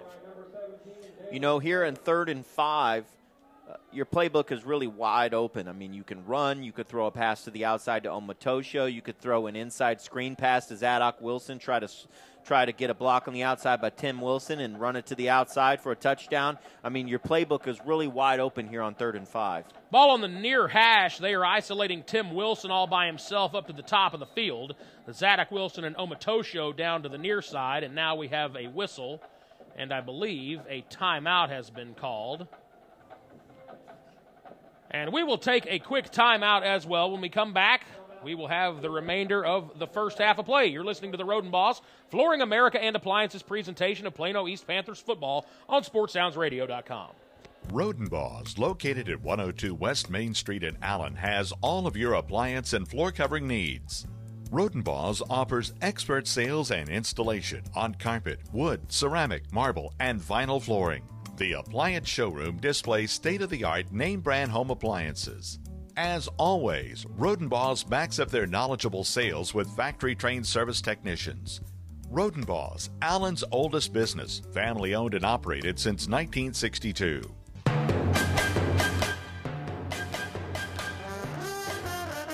.650 left here in our first half. Hebron and Plano East all tied up at 7, but Plano East is threatening. They have a 3rd down and 5 on the Hebron 13-yard line. Coming out of the timeout, Plano East still huddled up here on the near side, and our officials are now making their way over, saying, okay, guys, let's break it up. Let's get this thing going. And now Plano East heading back out onto the playing surface here at Tom Kimbrough Stadium. And it is Miklo Smalls, the sophomore quarterback. He's got Deontay Powell to his left. Here is a keeper, Smalls. Shifts his feet inside and able to pick up enough for the first down. A nice run by the sophomore quarterback there, Miklo Smalls. And we heard Coach McCullough say that he was a phone booth guy, is what Coach McCullough referred to him as. And that's because he said that he is so elusive that he could get away from somebody if they were in a phone booth with him. And we saw a bit of that right there. You know, somebody needs to sign this guy up for hurdles on the track team. This guy has got some hops.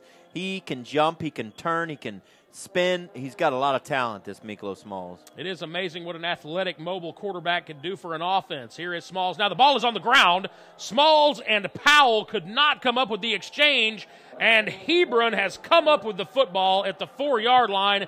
And once again, Plano East, driving down the field, looking to take a lead, has turned it over.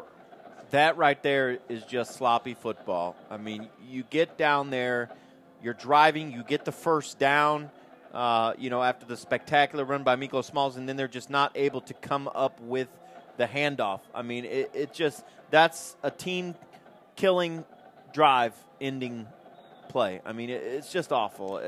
Those are hard to overcome. And so Hebron takes over now with 6:18 left here in the first half.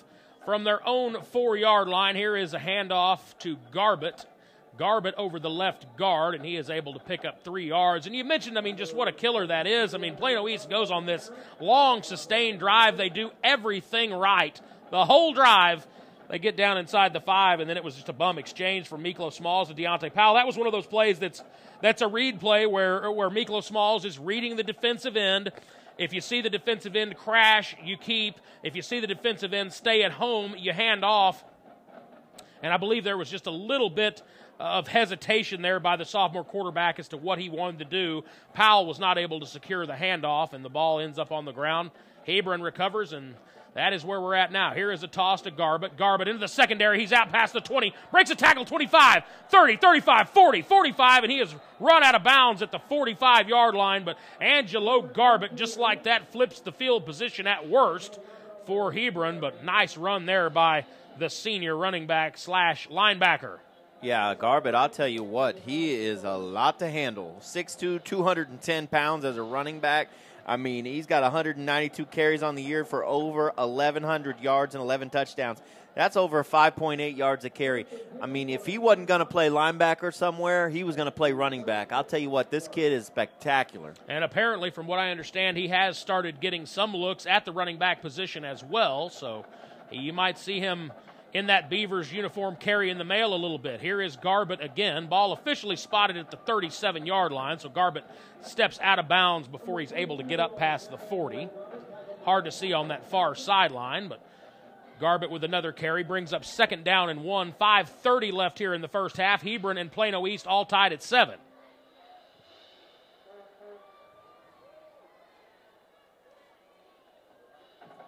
Couple of sophomore quarterbacks featured here tonight in the way of Richard Dodd and Miklo Smalls, so some guys we will likely see in the future on both sides for both the Hawks and the Panthers. Here is Dodd now under center. It is an I formation. Here's a pitch, Garbett. Garbett into the secondary, breaks a tackle inside Plano East territory down at the 45. And so Garbett taking over here with less than 5 to go here in the first half. And Plano East was knocking on the door, but the big fumble, and now here comes Hebron as they've got a little something cooking inside Plano East territory.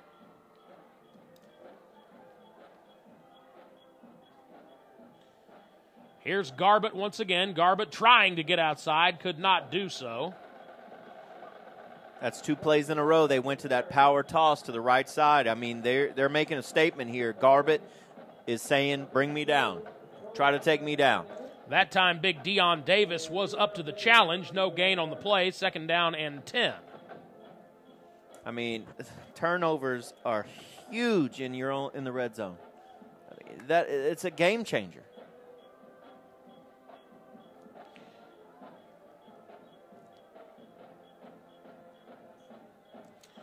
Once again, it's Garbett on the carry, bouncing outside, now back inside. Big hit delivered. And Garbett able to pick up 8, so that'll bring up a 3rd down and short. That was big Anthony Hines, a sophomore, in to deliver the blow on Garbett. So Angelo Garbett gets a mouthful there from the sophomore linebacker, and you can see why Anthony Hines has gotten 50 letters already in his mailbox, wanting him to play at the next level, and he is just a sophomore. Nice to see him back after 2 games with a high ankle sprain out. Hines making his presence known there. Now here is Hines on a blitz, and up the middle, I don't believe Garbett got it. So a 4th down now, and an outstanding play there by Plano East defensively. Austin Corbett was able to shoot the gap, so a well-timed blitz there from the Plano East Panthers and defensive coordinator John LeBeau. You know, decision time for Coach Brazil, and it looks like he is going to go for it here. You know, if you do miss this, you give pretty good field position to Plano East. You know, and they were driving the last drive after the fumble, of course, but only 3 minutes left in the clock. It'd be interesting to see. They looks like they're going to let it go down, and they might punt here after all. They are certainly going to let the play clock get down to 2 or 1 and then call their final timeout. That's exactly what we see as head coach Brian Brazel is going to talk it over here on a 4th down and 4. We'll have that play for you coming up after the break. You're listening to the Rodenboss Flooring America and Appliances presentation of Plano East Panthers football on SportsSoundsRadio.com. Rodenboss, located at 102 West Main Street in Allen, has all of your appliance and floor covering needs. Rodenboss offers expert sales and installation on carpet, wood, ceramic, marble, and vinyl flooring. The appliance showroom displays state-of-the-art name-brand home appliances. As always, Rodenboss backs up their knowledgeable sales with factory-trained service technicians. Rodenboss, Allen's oldest business, family-owned and operated since 1962.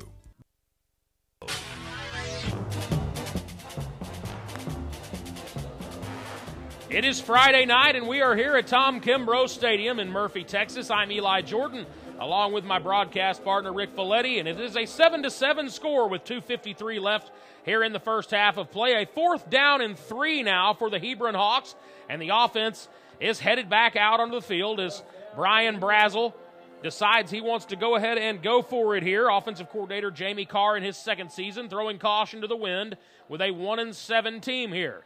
It is Dodd. Dodd, 3-step drop, far sideline. The ball is incomplete, and so Plano East will take over, and Dodd had a man just underthrew him, and a flag is down now late in the defensive backfield, and we will get the call here. Austin Corbett was involved in, I believe, a little post-play activity. It's going to go against Panthers.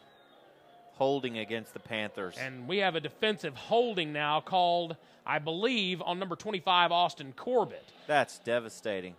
And again, you stop them on 4th down, you get an incomplete pass, and a play that didn't even matter in the 4th down play, a hold that wasn't even necessary, ends up getting him a first down. And so Hebron, they will continue the drive now. First down and 10 on the Plano East 30-yard line, and another devastating mistake here for the Panthers. Here is Garbutt now into the secondary. He will score. 10-5 touchdown. Hebron Hawks with 2:39 left here in the second quarter of play. So let's go back. The fumble inside of the red zone. Inside the 5. Inside the 5. Yeah, it wasn't just barely in the red zone. This is inside the 5. And then you get a fourth down stop to get the ball back with 2 minutes and 45 seconds left, and you get a defensive holding to give them the ball back, and they score on the very next play. Penalties, turnovers. It is an Angelo Garbutt 30-yard touchdown run. Our score now, the Hebron Hawks 13, the Plano East Panthers 7. 2:39 left here in the second quarter of play, and the extra point now will be tried, and off the foot of Kyler Terry. It is up, and it is no good, so Hebron stays at 13 on the board. They lead at 13-7. 2:39 left here in our first half. On the Rodenbaugh Flooring America and Appliances presentation of Plano East Panthers football on Champion Sports Radio and SportsSoundsRadio.com.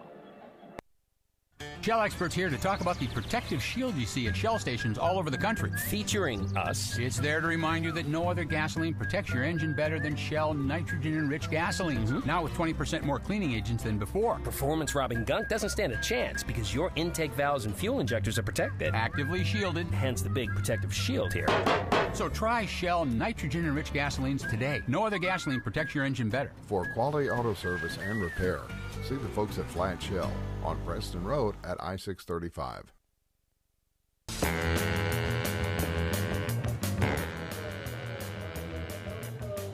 And welcome back, Tom Kimbrough Stadium. 2:39 left here in the first half of play. Hebron leads it by a score of 13-7. A 30-yard Angelo Garbutt touchdown run made it a 13-7 Hebron lead. The extra point off the foot of Kyler Terry was no good. And that's where we stand here, and the mistakes continue to mount for Plano East. And now here is a pooch-style kick that is taken in and fielded by Javon Redmond at the 30-yard line. 2:38 left on our clock, so we will see what Plano East is able to put together here. They clearly tonight have had the more explosive of the two offenses, and we will see if they can go 70 yards with 2.5 left to play. You know, they have had the more explosive offense, but Hebron is playing a little bit more discipline. No turnovers. I would say I'd say that's an understatement. So far, Plano East has had a laundry list of penalties, none bigger than the defensive holding we just saw on that last drive.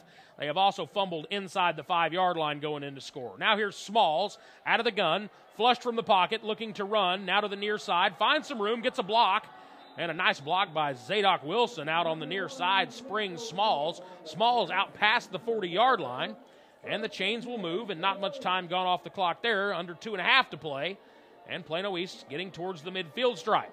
When you see Miklo Smalls run, he looks like a man among boys out there. I mean, he is juking left, juking right. Which is a bit ironic considering he is a boy amongst some men out there. He is just a sophomore, so a lot of growing left to do for that young man. Hasn't even begun to put on man muscles yet at sophomore age. And now here's Small, standing in the pocket, wanting to fire deep, has a man, it's Omatosho, and incomplete, in and out of the hands. There are flags everywhere, however. And we will get the call here. I'm guessing it is going to be a pass interference penalty on the defense.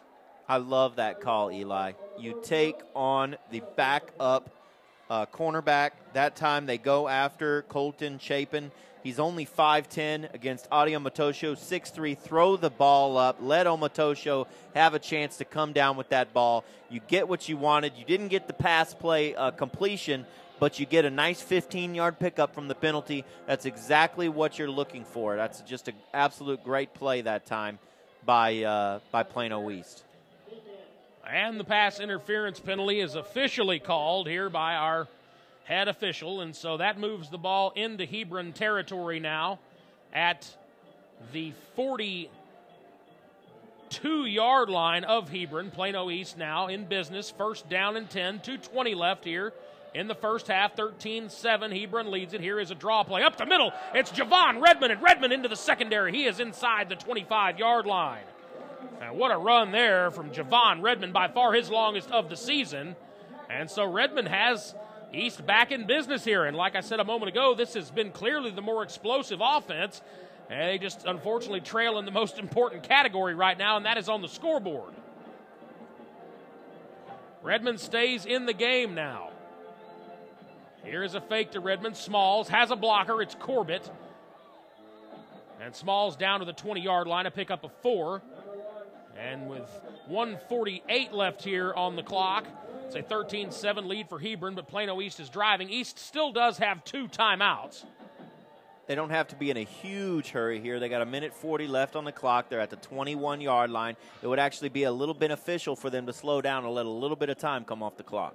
And a trio of receivers that had awesome games last week. Omatosho 5 for 107 and 2 TDs. Tim Wilson 5 for 112 and 2 TDs. Haven't seen Wilson yet. And now yet another flag, and it is a false start penalty against Plano East. And again, the Panthers continue to shoot themselves in the foot as soon as they start moving. It's just the same as it's been all season, not only on the field but off the field as well. Just one step forward and 2 steps back, it seems. And so the penalty there brings up a 2nd down and 12 now, 1:14, 13, 12 remaining on the clock here in the first half.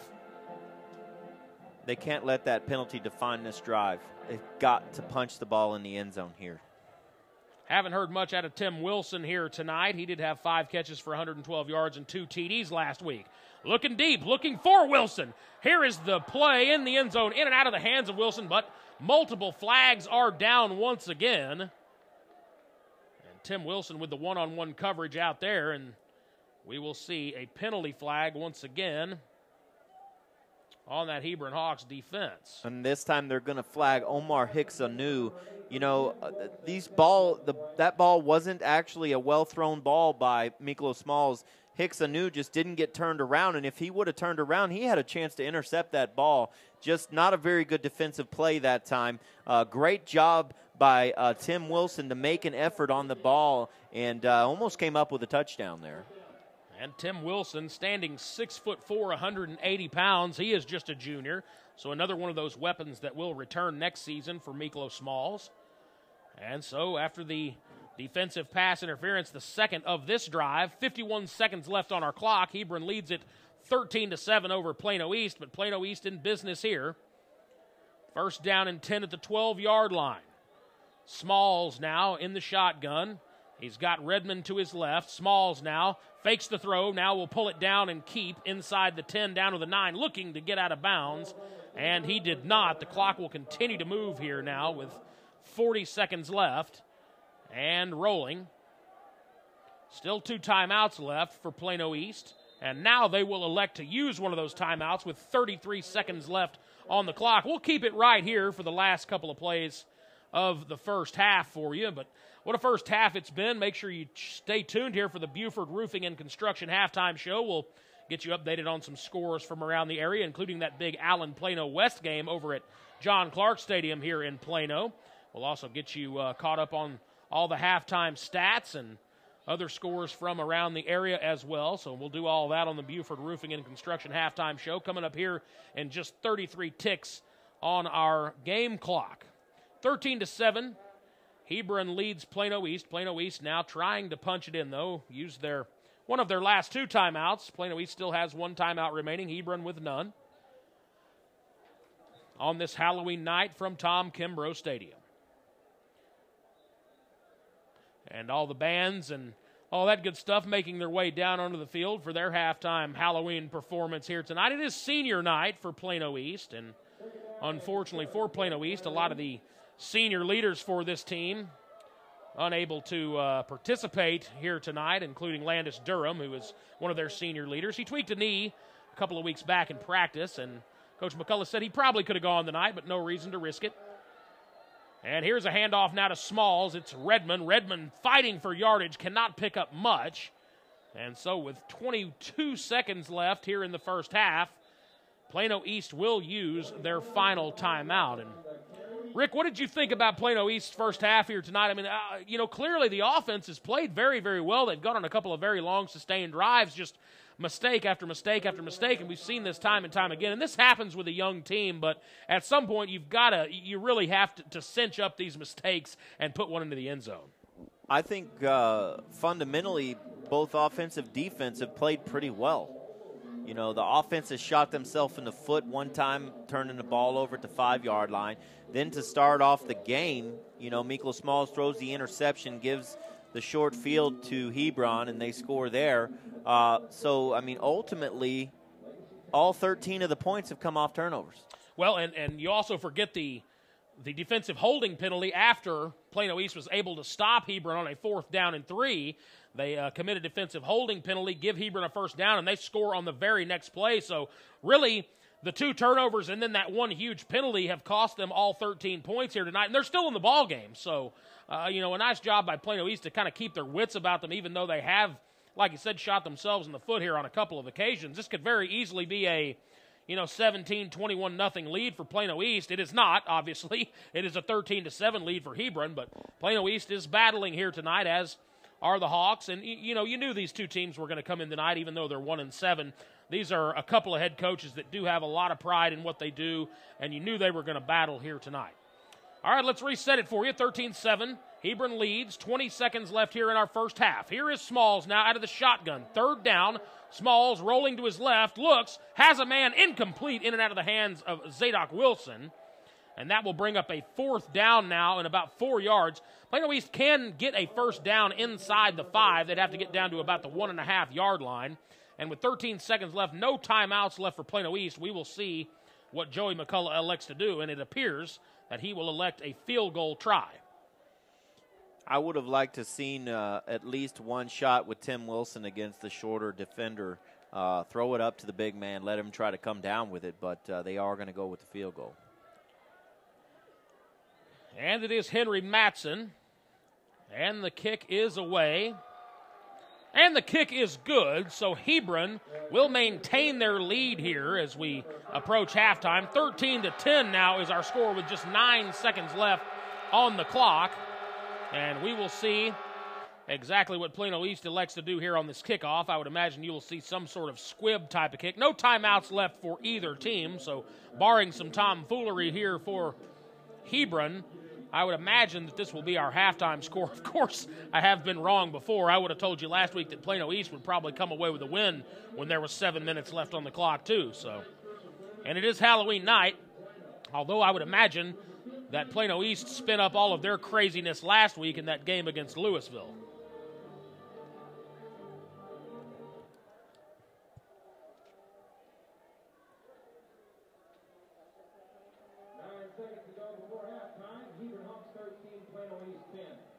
Both the teams are back out on the field now as Plano East will kick it from our left to our right.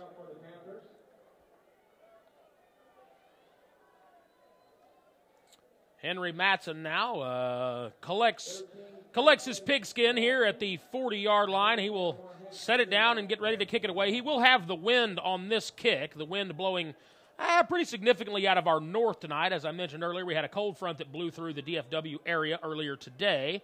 Chilly temperatures and a little bit of a north breeze. Here is Matson now. I'd expect to see a squib kick on this one. And it is end-over-end kick. Plano East looking to jump on the ball. The ball is bouncing around at the 37-yard line. I'm not sure if Plano East had a shot at it. There's 3 seconds left on the clock. And it looks like Hebron did come away with the ball. So 3 seconds left. Hebron will take over offensively from the 37-yard line.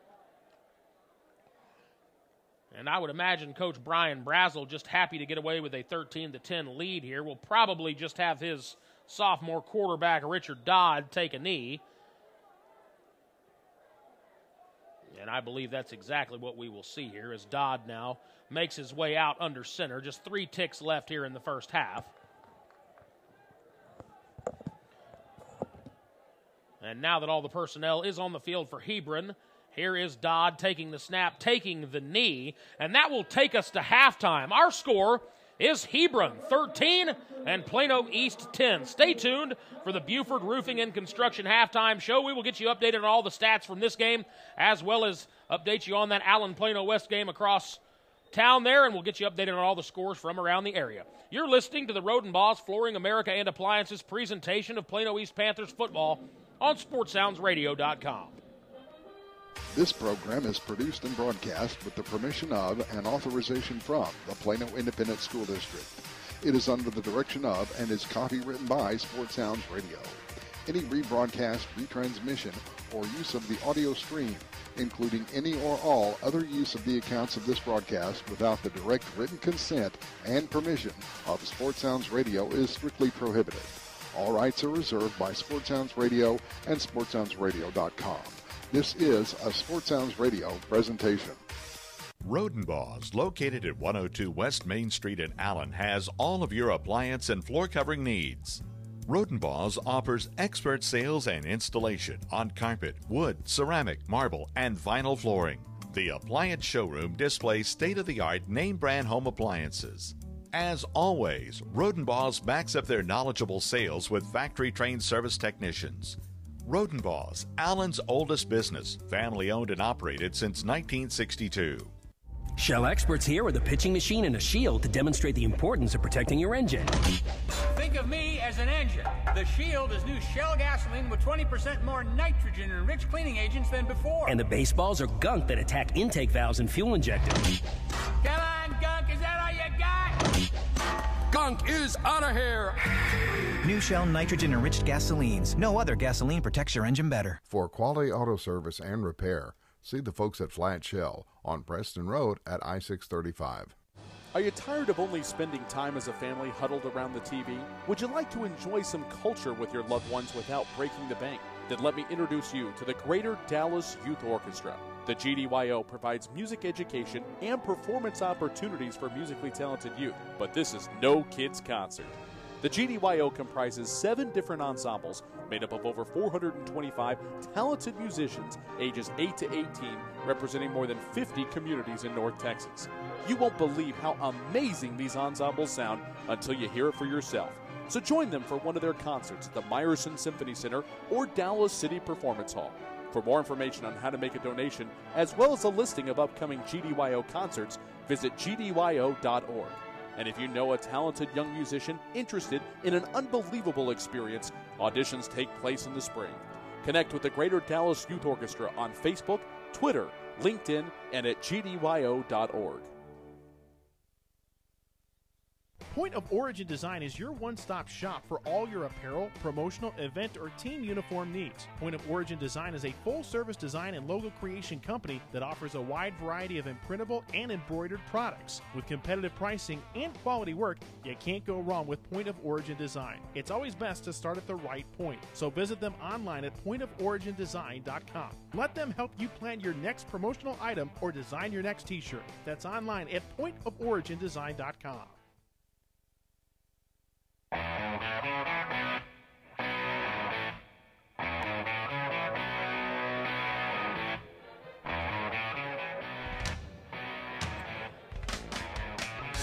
Welcome back to Tom Kimbrough Stadium. It is senior night here for Plano East.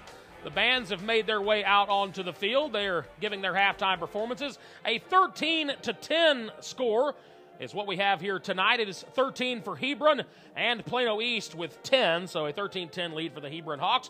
As you're welcoming you in here to the Buford Roofing and Construction Halftime Show, I'm Eli Jordan. My broadcast partner tonight on this Halloween edition of the Buford Roofing and Construction Halftime Show, as always, is Rick Folletti. Thank you for joining us. And you know what, Rick? I haven't seen any Halloween candy here yet. You know, if somebody could maybe bring us up some, like, Kit Kats or maybe some of those little mini Snickers bars. Or Twix. Twix. Those are delicious, too. They're the only one with the cookie crunch. Somebody pay this man a spot. Right, exactly. I mean, come on. Somebody bring us some Halloween candy. You know, I'd even go for a Twizzler right now. Ooh, I hate Twizzlers. Hey, like I said, I'd even go for a Twizzler. You can use them as straws. It's pretty low on the hierarchy of candy, but I'd even go for one of those. You know, it's Halloween. You can't have Halloween without some candy. And welcome into the Buford Roofing and Construction Halftime Show. It is a 13-10 lead, as we mentioned. And, Rick, go ahead and take it away here and give us a scoring summary from that first half of play. All right, so let's go ahead and take a look at the scoring for the first half. There wasn't a whole bunch of scoring, but the scoring that we did have came off some pretty big plays. So let's take a look here for the first half. The first score came in the game at 10 minutes and 43 seconds for Hebron, and that was after the interception by Miklo Smalls. It was a 14-yard run by Angelo Garbett. That was a nice run there to get him into the end zone to give them the 7-0 lead. Then Plano East, with 33 seconds left in the first quarter, gets a nice ball by Miklo Smalls to Audio Matosho. That's where he was directing the traffic, sent the junior receiver up the field for a 31-yard pass play. That's when we're tie game at 7-7. Now, there was a big turnover inside of the 5-yard line for Plano East, which gave the Hebron Hawks the ball back, and they drove it down the field, and they were stopped on 4th down, but unfortunately there was a holding call against Austin Corbett, which gave them a new set of downs. In the very next play, Angelo Garbett takes a 30-yard run into the end zone. Now, there is a big part of that play. The kick was failed by Kyler Terry that time, so that only made it 13-7. And then with 9 seconds left in the game, after a nice drive, which should have ended in a touchdown, but unfortunately they were stopped inside of the red zone again, and Henry Matson kicks a 22-yard field goal. That gives us our score at 13-10. Plenty of chances here so far for Plano East tonight. You mentioned the big turnover inside the 5-yard line. A couple of possessions down there inside the 10, and only 3 points to show for it, Rick. And then, of course, Hebron riding the legs of big Angelo Garbett. He comes up with a couple of big runs there in the first half. Give us some of the individual statistics and some of the team stats here from the first half, and I think you're going to find that these stats are quite similar. Let's go ahead and take a look at the total yards.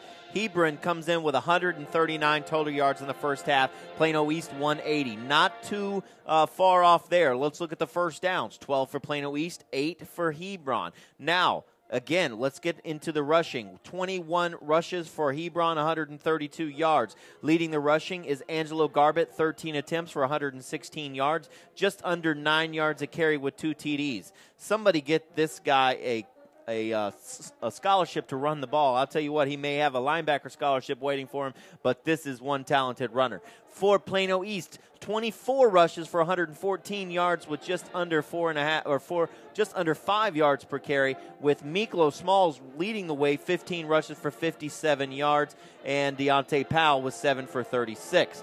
Passing, not much on the passing side for either team. Hebron, Richard Dodd has 1 completion for 3 out of 3 for 7 yards. Plano East passing, Miklo Smalls, 9 attempts for 5 completions with 66 yards. A touchdown, that big touchdown to Audio Matosho, and also the 1 interception which led to a scoring drive. So other than that, really not much to speak of other than for Plano East, 6 huge penalties for 32 yards. Penalties have been a huge factor here early in the game. Obviously, we had that 4th down stoppage by Plano East, but they got a first down, or gave a first down to Hebron off of a defensive holding call, which the very next play led to a touchdown. So penalties and turnovers, really the story of the first half for Plano East, not able to cash in on some early drives, and because of penalties and turnovers. So it'd be nice to see Plano East cut down on some of those turnovers here in the second half. And any coach will tell you, you've got to avoid penalties, you've got to avoid turnovers if you're going to come away with the win. I mean, those are the first two. Those are the ones that any coach will tell you. Hey, coach, tell us what you have to do tonight here to win. The first thing out of their mouth inevitably is always going to be, well, we got to avoid penalties and we have to avoid turnovers.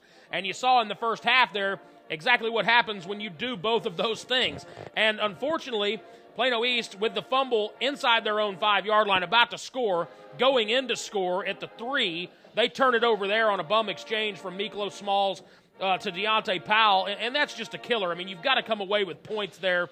They don't come away with anything, and Hebron able to go back down and score after that. And then, of course, you have the huge defensive holding penalty, which really shifted that entire first half. Austin Corbett, a senior leader on this team, and the best linebacker on this team. Don't get me wrong, Austin Corbett is one of the best defensive players out there. He's certainly the best defensive player out there on the field now that Landis Durham is shelved for the rest of the season. But Corbett, it's one of those things that he just got a little bit aggressive there on 4th down. They didn't want to let Hebron convert that 4th down and 3, and inevitably they did not. The pass was incomplete, but Corbett flagged for the defensive holding.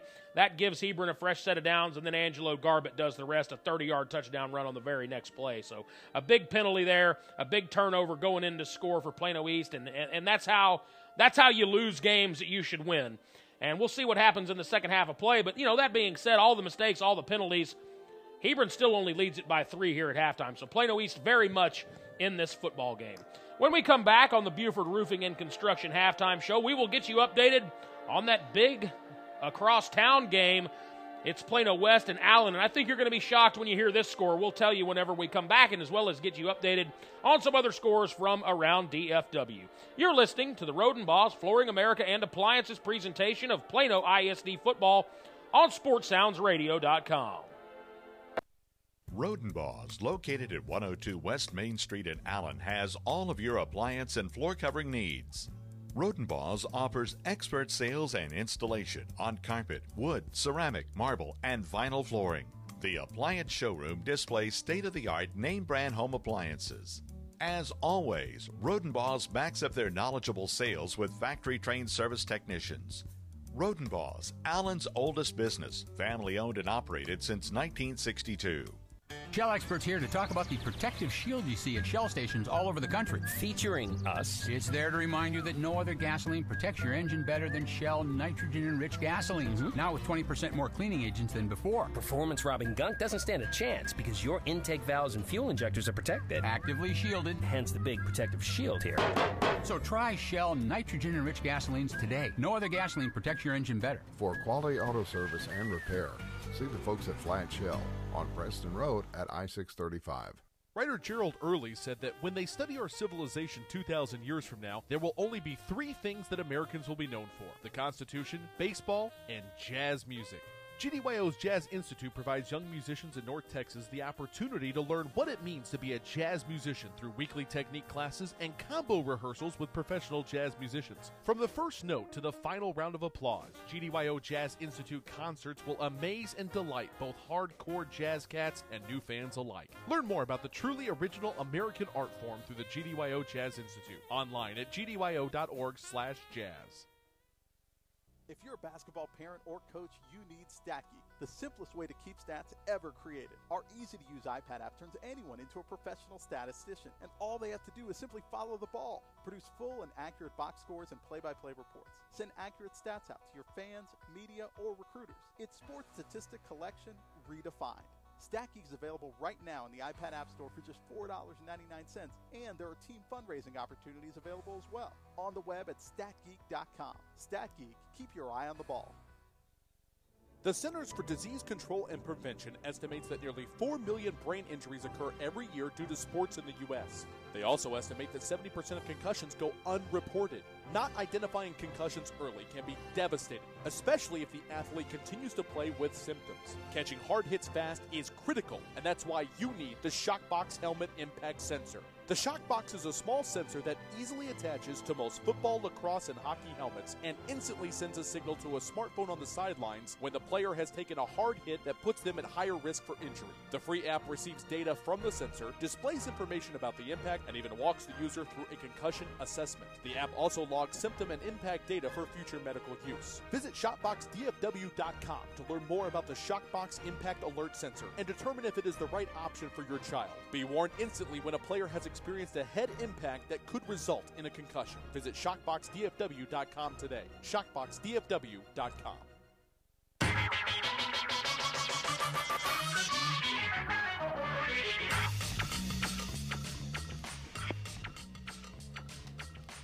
Welcome back. It is a Halloween night edition of the Buford Roofing and Construction Halftime Show.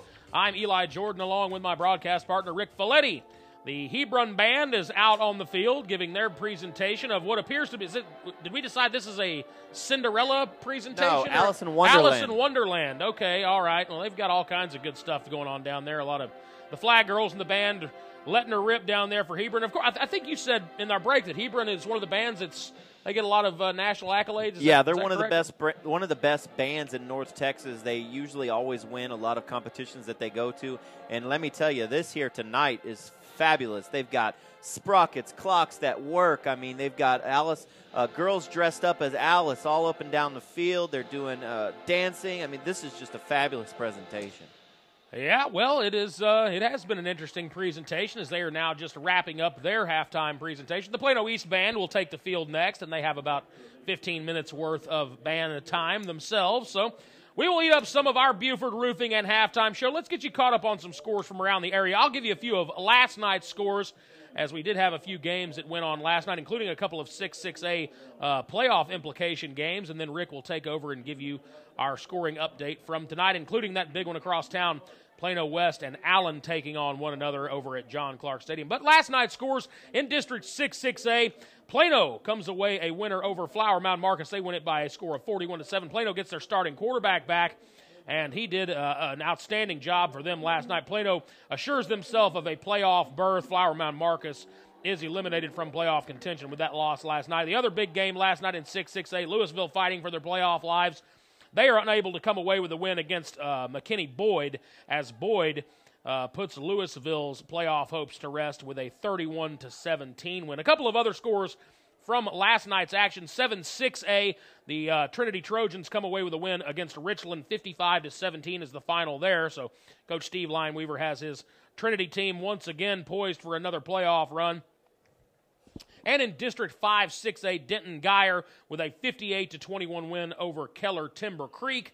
And Keller Central with a 17-10 victory over Trophy Club Byron Nelson, also out of District 5, 6A. Those are your scores of note from last night.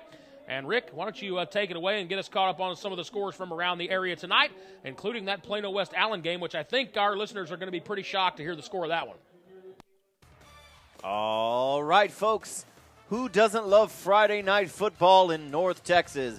Let's get it started off with District 6A action, Allen versus Plano West over at John Clark Stadium. Would you be surprised to know it's 3 minutes and 20 seconds left in the second quarter? Allen on top of Plano West, 49-21, folks. And that, like I said, is still 3 minutes left in the second quarter. Now, we could say that this game is over, but if you tuned in last week, as you know, any game is never over at 49-21, Eli.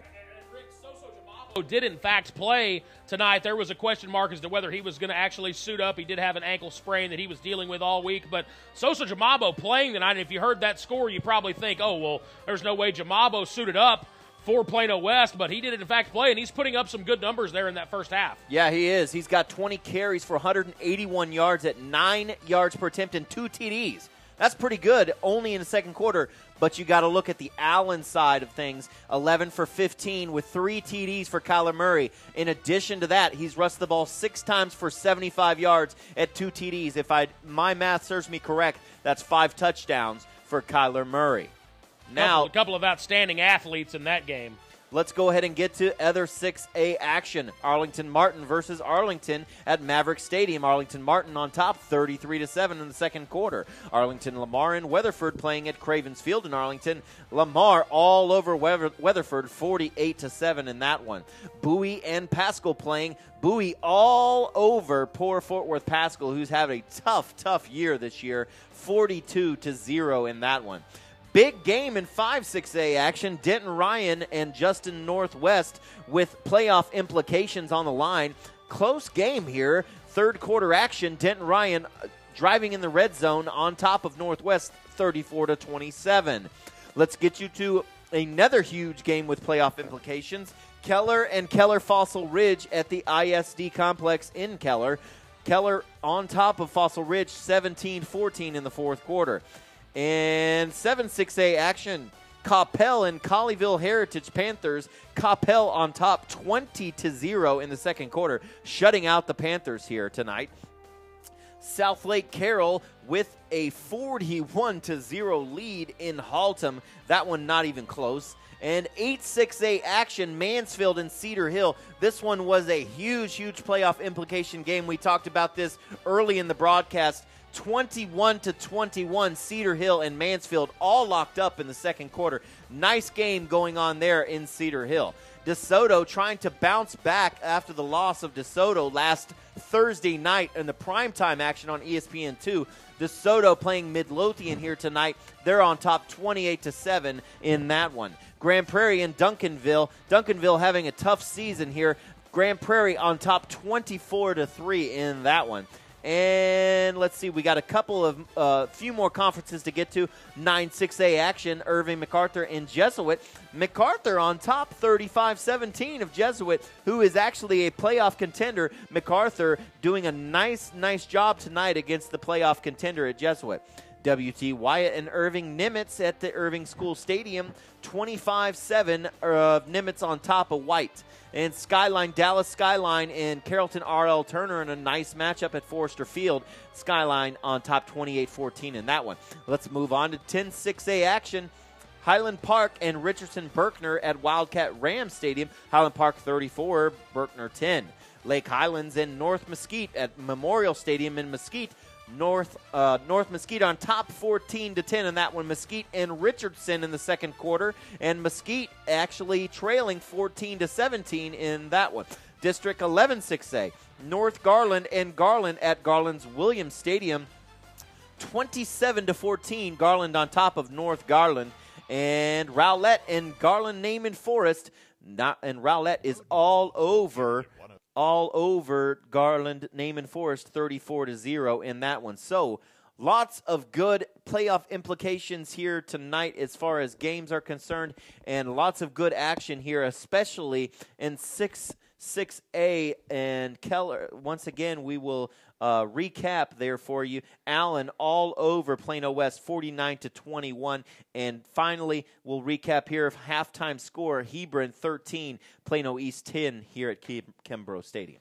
Yeah, I got to tell you, I'm just very, very shocked at that Plano West Allen score. I'm shocked, but then again, I'm not shocked. I mean, Allen is just so chocked full of athletes. Anything that they do on the football field at this point, nobody should be surprised if they go out and score 55, 60 points against a team like Plano West. But Plano West playing a very, very good brand of football this year, and that just goes to show you what kind of stratosphere Allen is playing in, and they've done that for the last 3 seasons, just, been above and beyond everybody else. And Kyler Murray, what a special athlete we're seeing from him, and we'll get a chance to see him next Friday night against the Plano East Panthers here. And, Soso Jamabo, you can't say enough about that young man as well. I mean, we're literally putting the team on his back tonight. They're not getting it done right now, but don't rule Plano West out just yet. They've got a very, very good coach in Mike Hughes, and we will see exactly what the final score is across town over there as we progress throughout the evening. Our score here, however, is Hebron 13, Plano East 10. We've got about 7.5 minutes or so until we get the second half underway. The bands are out on the field, and when we come back, we'll give you some keys to the second half, and we'll talk just a little bit more about the first half of play. It's Hebron 13, Plano East 10. You're listening to the Buford Roofing and Construction Halftime Show on the Rodenbaugh's Flooring America and Appliances presentation of Plano ISD football on Champion Sports Radio and SportsSoundsRadio.com. Rodenbaugh's, located at 102 West Main Street in Allen, has all of your appliance and floor covering needs. Rodenbaugh's offers expert sales and installation on carpet, wood, ceramic, marble, and vinyl flooring. The appliance showroom displays state-of-the-art name-brand home appliances. As always, Rodenbaugh's backs up their knowledgeable sales with factory-trained service technicians. Rodenbaugh's, Allen's oldest business, family-owned and operated since 1962. Shell experts here to talk about the protective shield you see at Shell stations all over the country. Featuring us. It's there to remind you that no other gasoline protects your engine better than Shell nitrogen-enriched gasolines. Now with 20% more cleaning agents than before. Performance-robbing gunk doesn't stand a chance because your intake valves and fuel injectors are protected. Actively shielded. Hence the big protective shield here. So try Shell nitrogen-enriched gasolines today. No other gasoline protects your engine better. For quality auto service and repair, see the folks at Flat Shell on Preston Road at I-635. Writer Gerald Early said that when they study our civilization 2,000 years from now, there will only be 3 things that Americans will be known for: the Constitution, baseball, and jazz music. GDYO's Jazz Institute provides young musicians in North Texas the opportunity to learn what it means to be a jazz musician through weekly technique classes and combo rehearsals with professional jazz musicians. From the first note to the final round of applause, GDYO Jazz Institute concerts will amaze and delight both hardcore jazz cats and new fans alike. Learn more about the truly original American art form through the GDYO Jazz Institute online at gdyo.org/jazz. If you're a basketball parent or coach, you need StatGeek, the simplest way to keep stats ever created. Our easy-to-use iPad app turns anyone into a professional statistician, and all they have to do is simply follow the ball. Produce full and accurate box scores and play-by-play reports. Send accurate stats out to your fans, media, or recruiters. It's sports statistic collection redefined. StatGeek is available right now in the iPad App Store for just $4.99, and there are team fundraising opportunities available as well. On the web at statgeek.com. StatGeek, keep your eye on the ball.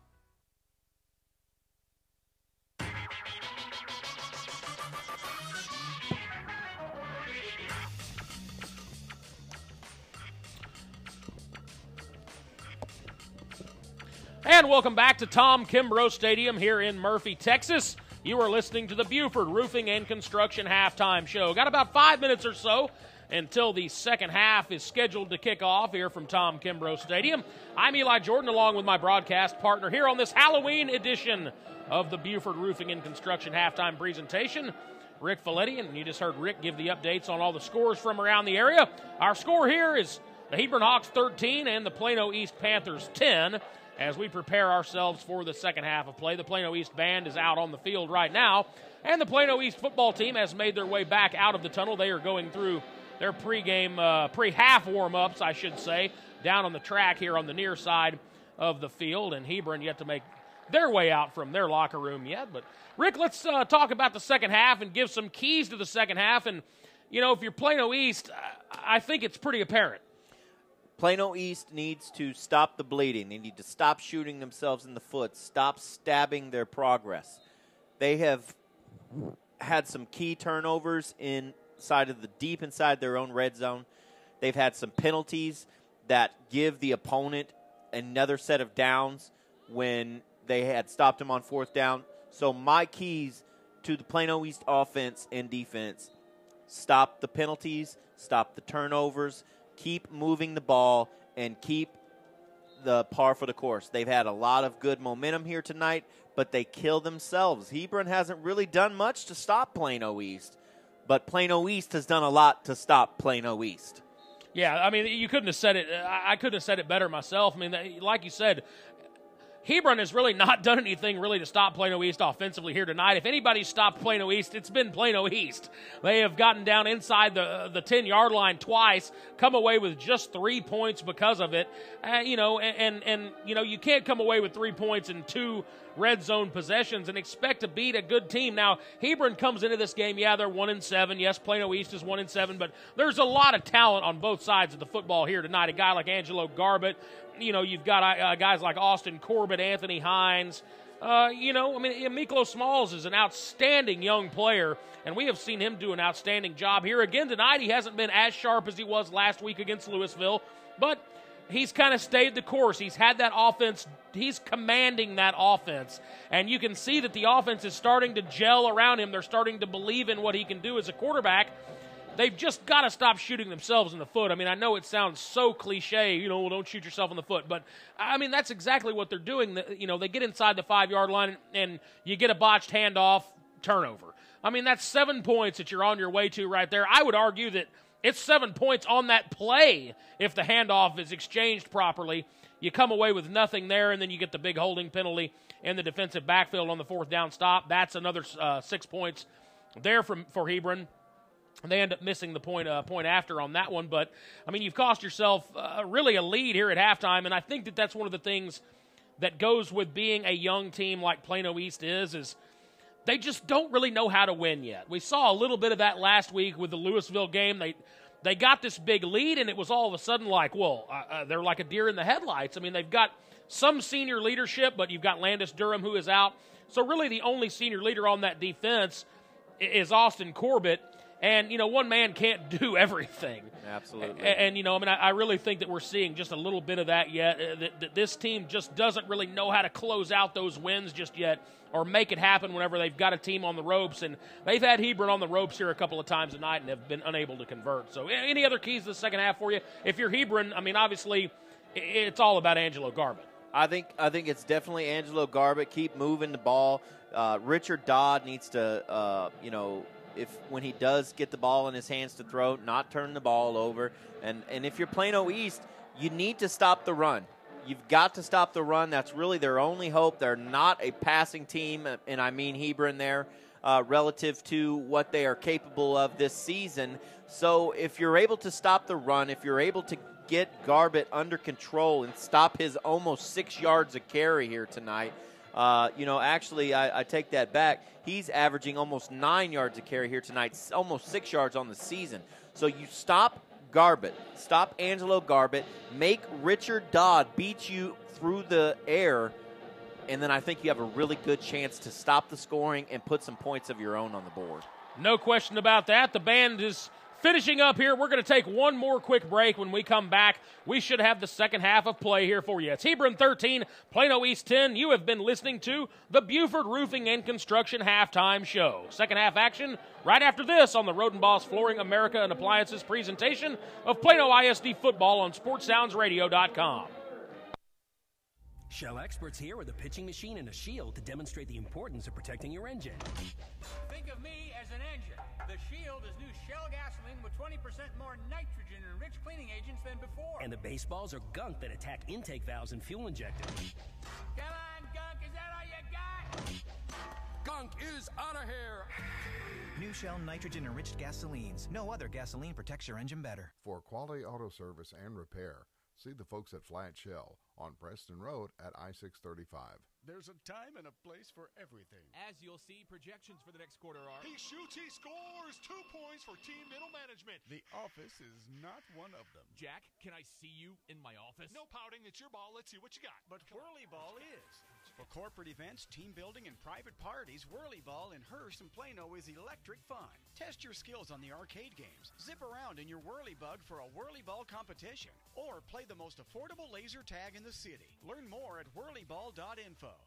Point of Origin Design is your one-stop shop for all your apparel, promotional, event, or team uniform needs. Point of Origin Design is a full-service design and logo creation company that offers a wide variety of imprintable and embroidered products. With competitive pricing and quality work, you can't go wrong with Point of Origin Design. It's always best to start at the right point, so visit them online at pointoforigindesign.com. Let them help you plan your next promotional item or design your next t-shirt. That's online at pointoforigindesign.com.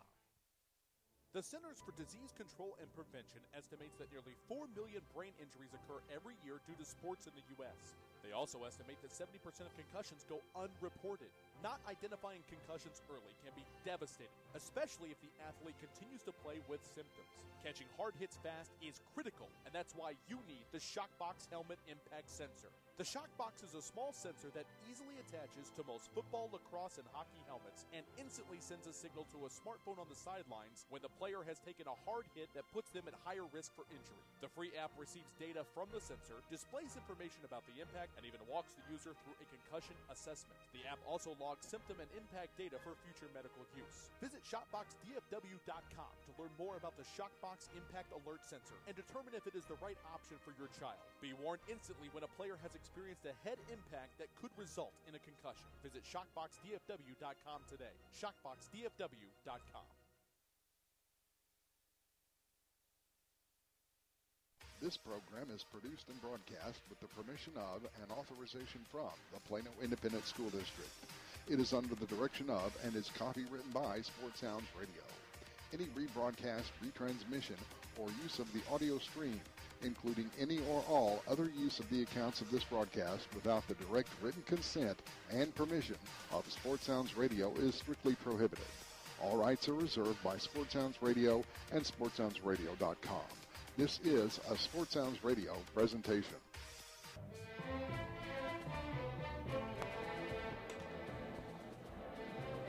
Welcome back. It is time for the second half here tonight from Tom Kimbrough Stadium. It's The Hebron Hawks 13 and the Plano East Panthers 10. I'm Eli Jordan, along with my analyst here in the booth tonight, Rick Folletti, and we are ready to go here in the second half of play. And we've got you caught up on all the scores and all the keys to the second half, and now it is time to execute them if you're the Plano East Panthers. They come in tonight just 1-7, as do the Hebron Hawks, so we were expecting a good game here tonight, and that's exactly what we saw in the first half. The clock has been reset at 12 minutes. Hebron will receive here to start this opening half. Plano East will have the wind. They will kick it from our left to our right. The Hawks will be returning from our right to our left. They're wearing their white road jerseys with their black pants and black helmets with the blue piping along the shoulders. Plano East in their all-black uniforms with their gold helmets. And here is the kick from the foot of Henry Matson. It is taken at the 9-yard line and out past the 20, 25, 30 goes the return man, and that was Christian Dawson. Dawson out to the 36, and that is where Hebron will take over here for their first drive of the second half, led by their quarterback, sophomore Richard Dodd.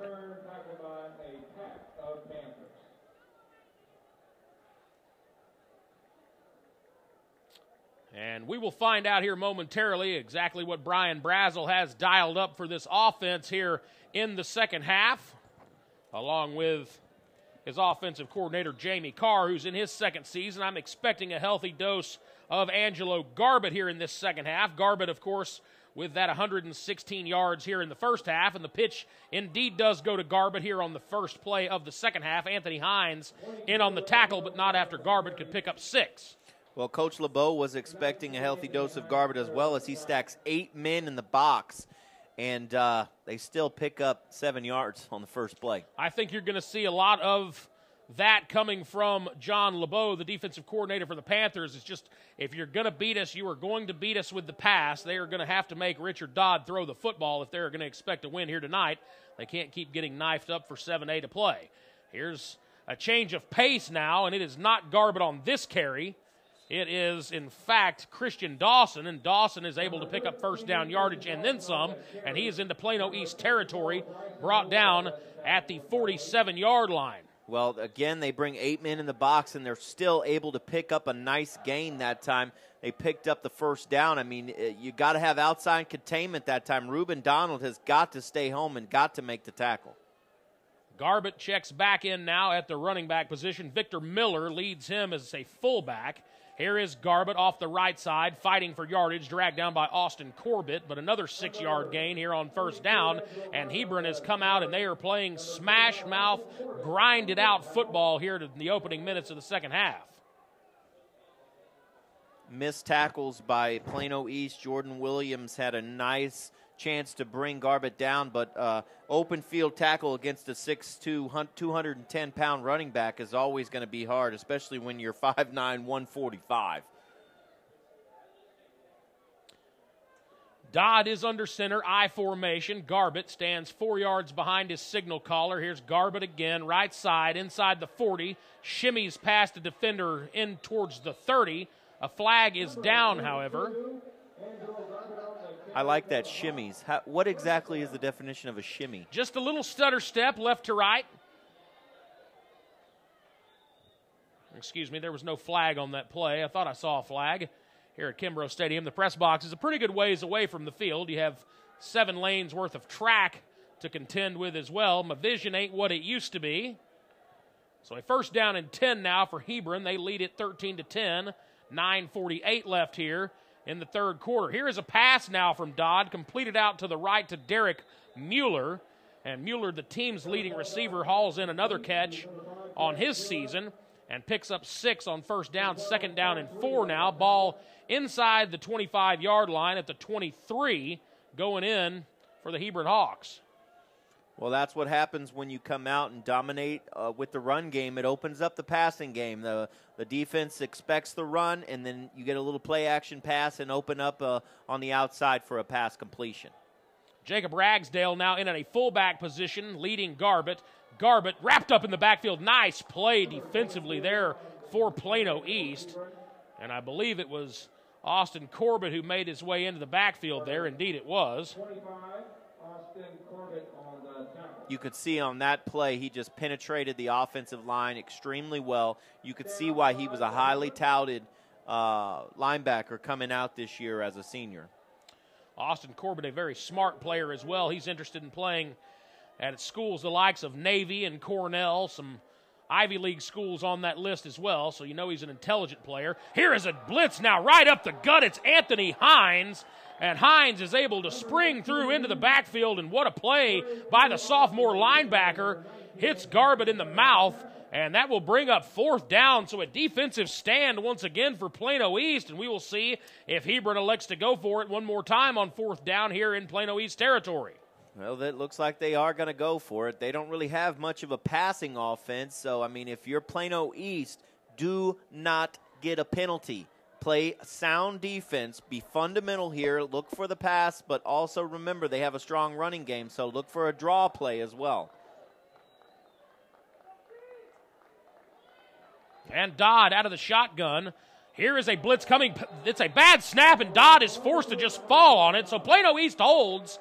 As Dodd could not handle the snap, he collects the ball, but not after he lost about 7 yards and ended up flat on his belly. And so the play blown dead, and that will be a turnover on downs. And Plano East not only avoids giving up the first down there, but they also get a little bit of field position back on the bad snap. They take over now at the 38-yard line. Bend but don't break, Eli. Plano East trailing it now 13-10, 7:44 left here in the third quarter. They take over on offense for the first time here in the second half. Here is Smalls, finds Zadok Wilson out on the near side. Wilson picks up 6 before he is stonewalled at the 45-yard line, but a nice gain there on first down. A good pitch and catch from Zadok Wilson. From Miklo Smalls to Zadok Wilson.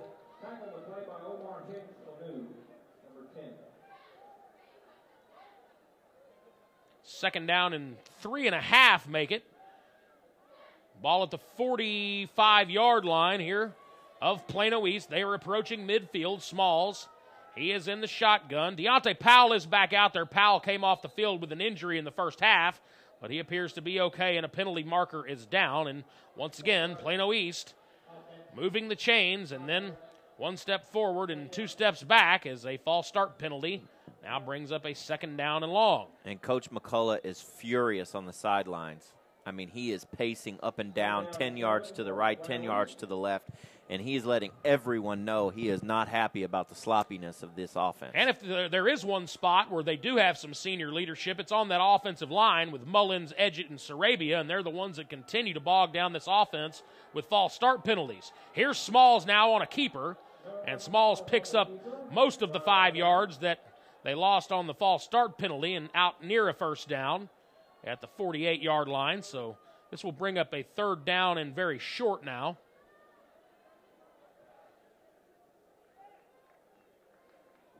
.641 left here in the third quarter. The Hebron Hawks lead the Plano East Panthers by a score of 13-10 from Tom Kimbrough Stadium. They just got enough for a first down. The chains will move, so Miklo Smalls was able to dance his way out for first down yardage. It was very close. No measurement, though, as our officials felt that he had clearly made the line to gain. So first down and 10 now. And here is Smalls, read option, hands off to Powell. Powell spinning his way into the secondary, picks up 9. Close to another first down. We'll see where the mark is. But I believe that Deontay Powell has enough for more first down yardage. Indeed, our chains will move. That's the best run I've seen of Deontay Powell all night. Really nice running that time by Powell. Powell with a career-high 19 carries last week. And again, after the first down, a false start here from Plano East. I'm not exactly sure what these offensive linemen are hearing down there. I don't know if Smalls isn't correctly conveying to them the cadence, but we have seen a boatload of false starts here tonight and last week, for that matter, from this offensive line for Plano East. So first down and 15 now. Here's Smalls. Here's the read play. Deontay Powell unable to sidestep a tackler at the line of scrimmage. May have actually tripped over his own man, so a pickup of maybe half a yard. That brings up second down and 12. They almost lost the ball again. Miklo Smalls just got it in there, and he didn't even put it in the gut. He just put it in the forearm of Deontay Powell. They need to be really careful with that ball. Powell just a junior and Smalls a sophomore, so they will likely work together again next year in 2015.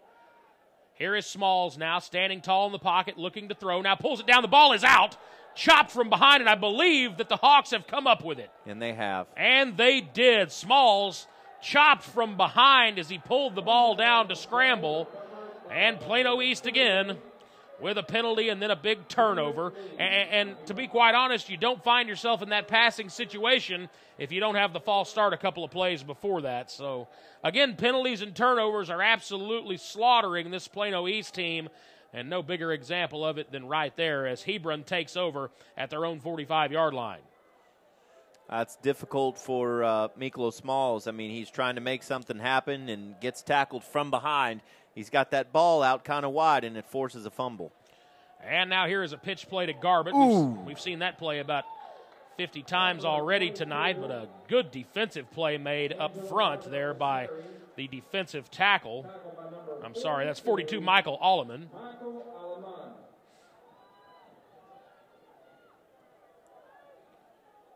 And so a pickup of a yard or so on first down for Garbett. Second down and 9 with exactly 5 minutes left here on our clock in the third quarter. Score 13-10. The Hawks lead the Panthers. I formation now. It's Jacob Ragsdale leading the way for Angelo Garbett. Garbett is stuffed in the backfield, and all of a sudden, Angelo Garbett going nowhere. A nice defensive play there made by the youngster Will Gary.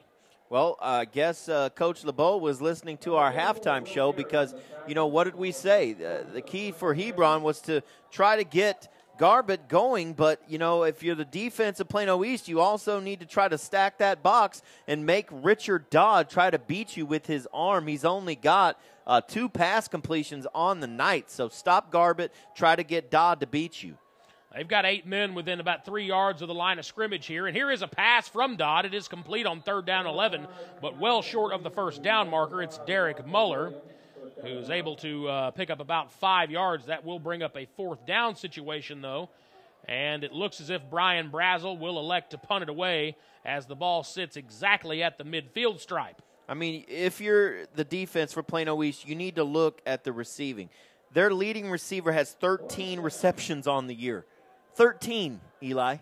You know what they're going to do. They're going to run the ball. Stop the run, and you have a really good shot of having Hebron put no more points on the board. The punt is away, and I believe Plano East may have gotten a piece of that. Austin Corbett may have come in and gotten a hand on it. It came off the foot rather awkwardly, but does tail inside Plano East territory down at the 35-yard line. No return. So we will see Plano East take over once again, and East dodges a major bullet there after the turnover, able to bottle up Angelo Garbett on 3 straight plays, and then prevent a first down reception from Derek Mueller. So with 3:29 left here in the third quarter, East takes over trailing 13-10, and it is Miklo Smalls back out in that very familiar shotgun formation. He has Deontay Powell to his right. Here is Smalls. Finds Zadok Wilson over to the far side of the field. Wilson is able to pick up 5 yards. He is wrestled down there after about half the distance they need to make another first down. I like how Coach Bailey is opening up the offense a little bit for Miklo Smalls, allowing him to throw the ball around the field, make some plays, and see if one of those young receivers can get open for a big run after the catch. They like to use Zadok Wilson as a slot receiver and then try and go up top once they've established those shorter routes. And here's a handoff to Deontay Powell, and Powell picks up 1.5, maybe 2. That'll bring up a 3rd down and 3. And a big 3rd down it is here from Plano East. And we will see exactly what offensive coordinator Brad Bailey dials up. It is his first season here as the offensive coordinator. And after the offensive struggles from about 4 straight games where they scored a combined 28 points, last week they explode for 56. They need to take a shot with Audio Matosho. Here's Smalls now on the keeper, able to shake a tackler, shakes a couple of tacklers. Nice run from the sophomore quarterback, Miklo Smalls. He picks up enough for first down yardage and then some. And a nifty run there from the sophomore is able to move the chains. The way he jump cuts like that is just amazing. He can stop his momentum on a dime and just make you just miss and just go right by him, and he makes it look so easy. And he did it to arguably the best defensive player for Hebron's defense, inside linebacker Jamison Cooper, who leads the team in tackles. He shook Jamison Cooper, the senior, off like it was nothing. Smalls now back in the shotgun. His towel hangs to his right hip. Here is the snap. Here's the handoff to Deontay Powell. Powell picks up 3. He is stopped right at midfield. Pickup of 2 brings up 2nd down and 8 with 1:40 left here in our third quarter. Hebron leads 13-10 over Plano East. I keep saying it, but they've got 6'3" Audio Matosho against a backup cornerback, Colton Chapin, at 5'10". At one of these points here in the game, they're going to have to take another shot here deep and see if they can take advantage of that. 2nd down and 8. Here's Smalls. Maybe the shot comes here. Standing tall in the pocket. Now firing deep downfield. Here is Omatosho. You called it, partner. As Omatosho, a bullet pass from Miklo Smalls, and Omatosho able to shake his defender in Colton Chapin and get open inside the 30-yard line down at the 25. So something brewing here once again for Plano East, and we will see if they can actually convert once they get down into scoring zone here, as they're at the 25-yard line. I really liked the patience that time by Smalls. He wanted to go up over the top, but the safety had bled over. Nice look by Miklo Smalls. Good protection in the pocket that time. Here is Smalls. Here's the option read. Hands off, and this is sniffed out deep into the backfield. Oh, no, Deontay Powell reversed his field. Luckily, forward progress was given, and the ball is blown dead. A Hebron player came up with it and began to run back down the field, but our official stands at the 31-yard line after a loss of 6 for Deontay Powell. So 1st down disaster there, and that's just as good as the penalty we've seen on 1st down after the big play. A loss of 6 right there. 2 steps forward, Deontay 1 Powell. step back. Yep. Again, we will see what happens here, though, if Smalls can maintain the composure and lead his team down the field to a score. They trail by 3. 24 seconds left here in the third quarter. This is shaping up to be a fun fourth quarter. Here is Smalls now out of the gun. Wants to throw. Reverses field. At the 40 is going to pull it down and loses another 2 or 3 yards. So this will bring up a 3rd down and forever now. I mean, if you're Coach McCullough, I mean, what are you thinking? You've got 2 drives that are working for you, then you get a turnover, then you get 2 runs that result in negative yardage. I mean, again, we've talked about keys to the second half. Stop shooting yourself in the foot. I mean, you got running backs that are running backwards. They've just got to know when it's not there and go down. Stop trying to fight for yards that aren't going to be there. You know, Emmitt Smith, who's arguably one of the greatest rushing backs in the history of the NFL, tweeted one time, you have to know when the journey is over. You can't continue to fight for yards that aren't there. And that's exactly what happened on that last play, and they ended up going backwards, and now they've got themselves in 3rd and forever. I assume that Emmitt was not referring to his stint with the Arizona Cardinals. No. I'm guessing he should have known the journey was over before he signed that contract. But, hey, that's neither here nor there. But that's the end of the third quarter. Our score 13-10. Hebron leads it. We will keep it right here as the teams are making their way back out onto the field. The field flips, of course. Now, Hebron will, or Plano East, I should say, will be moving from our right to our left. And Hebron now defending the north end zone. The wind, what is left of that northerly breeze, is blowing from our left to our right here. So Plano East will be into the wind for the fourth quarter. And it is a chilly night here in North Texas. As Plano East now on a 3rd down and 20. Here is Smalls rolling to his left, obviously wanting to throw here. Cannot find anybody, and Smalls is forced out of bounds at the 33-yard line. A flag is down at about the 24-yard line, however, in the defensive backfield. We will see if maybe Plano East got bailed out on a defensive holding call. Wouldn't that be nice? Defensive holding, automatic 1st down. It has been a long time coming since anything went Plano East's way. And it is a defensive holding. Look at that. Plano East able to draw the penalty there, and we will get our official call here momentarily from. Now, will they give him the automatic 1st down? And we will see here. It was a 3rd down and forever. The line to gain about the 16-yard line. The line of scrimmage was all the way back at the 36. And we will get the call here from our officials at some point here on this Halloween night. Defense, number 21. It's enforced 10 yards from the end of the line. Comes against, and now the receiver. First down. And it is indeed an automatic first down here for Plano East, and a big, big break right there as a third down and forever is converted with a defensive holding. So just like that, Plano East with a new set of downs. They have the ball now at the 24-yard line of Hebron with Miklo Smalls out of the gun. He's got Tim Wilson to the near side. Smalls will keep a lot of pressure coming from that blind side, but Smalls able to pick up a couple of yards on first down, brings up second down and 8. Boy, I'll tell you what, Clayton Holford, the senior, was pursuing big time and just pounced right on top of Miklo Smalls. And he's not small. He's a 230-pound, 6'3" defensive lineman. Zadok Wilson and Adio Matosho to the far side of the field. Tim Wilson to the near side. Smalls looking to throw. Will fire it up for Tim Wilson. A blatant hold. And Wilson makes the catch as he's falling out of the end zone for a touchdown. Wow, what a throw and what a catch from Tim Wilson over the shoulder. The flags are down, but they will be waved off here as it was a blatant defensive holding. So a touchdown for Tim Wilson, and Plano East will take the lead. What a fantastic throw by Miklo Smalls that time. He had a nice pocket to step up into. He had time to throw the ball, and Tim Wilson, was it Tim Wilson? I'm sorry, I didn't see. It was Tim Wilson. Tim Wilson, the big 6'4" receiver, wide open in the back of the end zone. Very nice execution that time. Really, really nice play. Exactly what Plano East. They finally take advantage of a penalty here tonight, which is exactly opposite of what's happened to them all night long. 16-13 our score. The extra point is away off the foot of Henry Matson. It is good in Plano East.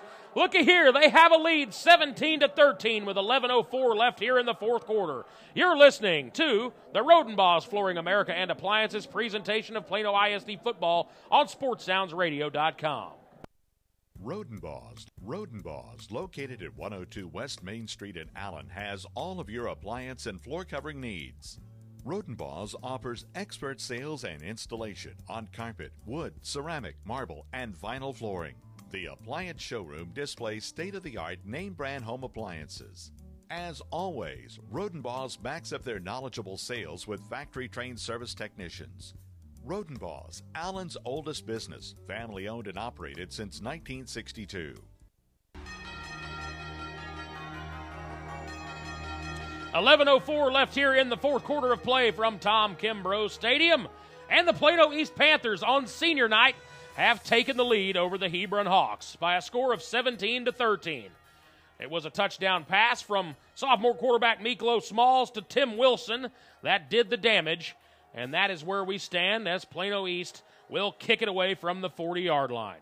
Henry Matson sets his troops, and he will approach the ball and put the foot to it. It's an end-over-end kick to the near sideline, and it bounces inside the 5-yard line. A flag will be thrown here as the kick bounds out of bounds at the 4-yard line, and Hebron will take over here with good field position. And that last touchdown pass, 22 yards from Tim Wilson. That was a long pass, or the longest pass of the night for a touchdown for Miklo Smalls. And quietly, Miklo Smalls put up decent numbers here tonight. He's 9 for 13 for 127. He has 2 touchdowns. He did have the early interception. He also has 20 attempts for 70 yards on the ground as well. 9 for 13, though. That's almost 70% passing. That's pretty good for a sophomore. Had a little trouble getting warmed up as well here tonight. He threw the early interception, had another couple of incompletions there early on. So Smalls, once again, doing a fantastic job here tonight. They will re-kick now as Matson will boot it deep. Ball is taken at the 15-yard line, out past the 40, 45, midfield, inside Plano East territory. A great return there from Omar Hicks-Anu.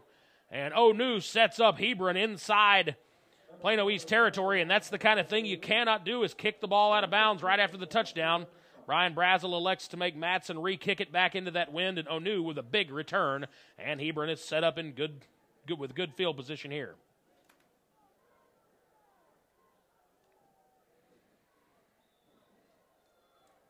And so Richard Dodd back out in the shotgun formation. He's got Angelo Garbutt to his left. Here is handoff, Garbutt near side. He moves like a freight train inside the 40 down to the 35-yard line, enough for a first down. And Garbutt now approaching the 200-yard mark here on the evening. He's now up over 150, or close to 150, I should say. Boy, he's like a locomotive, man. He is just straight up and down the field. Listed at 210 pounds, but I'd be shocked if he wasn't more like 225. At 6'2", he is definitely a handful. Here is Dodd now, finds the quick bubble screen over to the near side for Derek Mueller, and Mueller picks up 6. And so Hebron right away threatening after Plano East goes down and takes the lead. Mueller, their leading receiver on the season. I mean, there's really two guys on this team you need to stop. You need to stop Mueller. You need to stop Garbutt. Lock a cornerback on Mueller and stop Garbutt, and you got a pretty good chance of stopping their offense. Here is a handoff to Garbutt. Garbutt inside the 30, down near the 20, into the 19. And Garbutt bouncing off defenders, and Angelo Garbutt is absolutely putting the team on his back right now, and it is a broad set of shoulders to be carrying that entire Hebron offense, and that's exactly what he's doing. You know, that says a lot about him whenever Plano East knows that you're going to hand the ball off to him, and he's still able to come up with a big gain. Austin Corbett, Anthony Hines, Michael Alleman, and Will Gary, some of the linebackers for Plano East, need to step it up here. Here is now a handoff. Dodd, it's Garbutt, and there is a play made. Michael Alleman that time stepped up and made a play. I guess he heard you. He wasn't going to let him score on that one.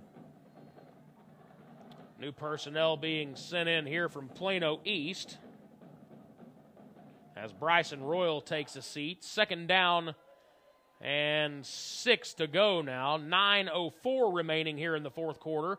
Plano East leads 17-13 over the Hebron Hawks, but Hebron is threatening.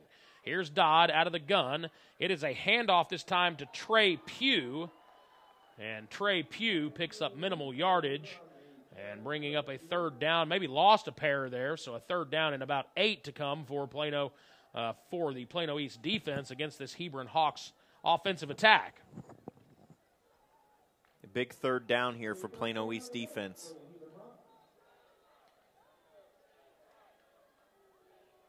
You got to think that they're probably going to go for it on fourth down, so don't give them any yardage here. That way it's a more difficult fourth down play.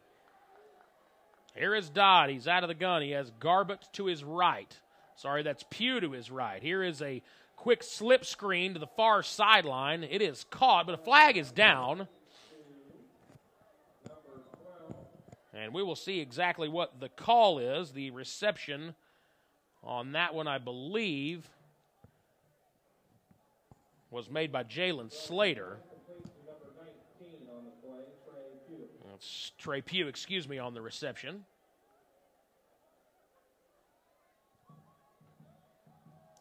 I didn't see much on that one, partner. Plano East with an offside is the official call. It will remain third down, but it is a third down and 3 now. 7:45 left here in the fourth quarter. Big third down now for the Hebron Hawks and their offense. Here is the snap back. It's Dodd on the keeper. Dodd inside the 10, close to first down yardage. It is going to be fourth down. You know, that's a really big penalty, that last penalty, because effectively they had stopped him for 4th and 3. But with the penalty, it effectively gives them another down. It sets up a 3rd and 3. Now, instead of it being 4th and 3, they're set up with a 4th and about 2 feet, which is a lot more manageable than 3 yards. Certainly manageable when you have a man-sized dump truck like Angelo Garbutt in the backfield, and he is checked back in now, and Brian Brazel, no intention of kicking a field goal here on 4th and short. Dodd is under center. Jacob Ragsdale will lead the way out of the fullback position. Here's a toss to Garbett. Garbett, plenty for the first down. No chance there as Garbett barrels his way inside the 10-yard line. It will be now first down and goal from the 7 for the Hebron Hawks. Penalties. I wish I had anything more to say. That says it all. There's no need to elaborate there. Penalties is plenty. 6:39 left here, fourth quarter. Here's a handoff. Garbett inside the 5. He'll walk in. Touchdown, Hebron. And the Hebron Hawks answer Plano East touchdown with 6 of their own as they reclaim the lead now by a score of 19-17 with 6:32 left in the fourth quarter. I don't want to speculate, but it really looks like the East defense was gassed there. They had been on the field for pretty much all of the fourth quarter. As a matter of fact, they were on the field every bit of the fourth quarter, if I'm not mistaken. From that last drive, they just drove down the whole field. So, that's a lot for a defense to handle, and they were gassed on that last possession. Here is the extra point. And it's off the foot of Kyler Terry, and it is up, and it is good. So our score now, 20-17 with 6:32 left here in the fourth quarter. East within a field goal. We'll be back right after this on the Rodenbaugh's Flooring America and Appliances presentation of Plano ISD football on SportsSoundsRadio.com.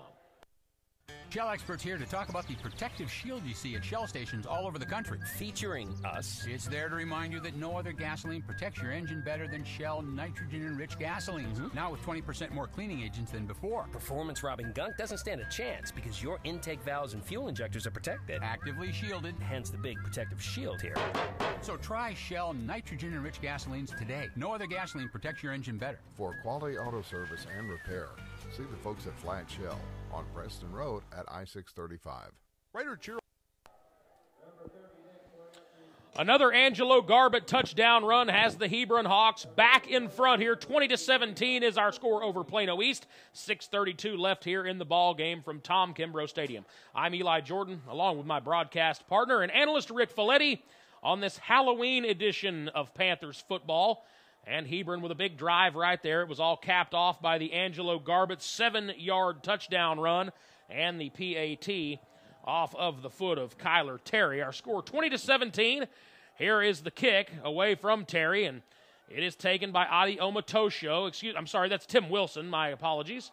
Tim Wilson is out to the 18-yard line before he is wrapped up. A nice defensive play there for the Hebron Hawks, and that was Julian Garcia, the 6-foot, 173-pound junior, and he was able to make the tackle on Tim Wilson. So a long field here to start with 6:25 left, and partner, we are about to see exactly what Miklo Smalls, the sophomore, is made of. We are. I mean, this is a perfect position to put the young quarterback in. You're down by 3 points, 6 minutes left in the game. You have a chance to go down and score a touchdown to put you up by 4 points, which they'd have to score a touchdown. Let's see what happens.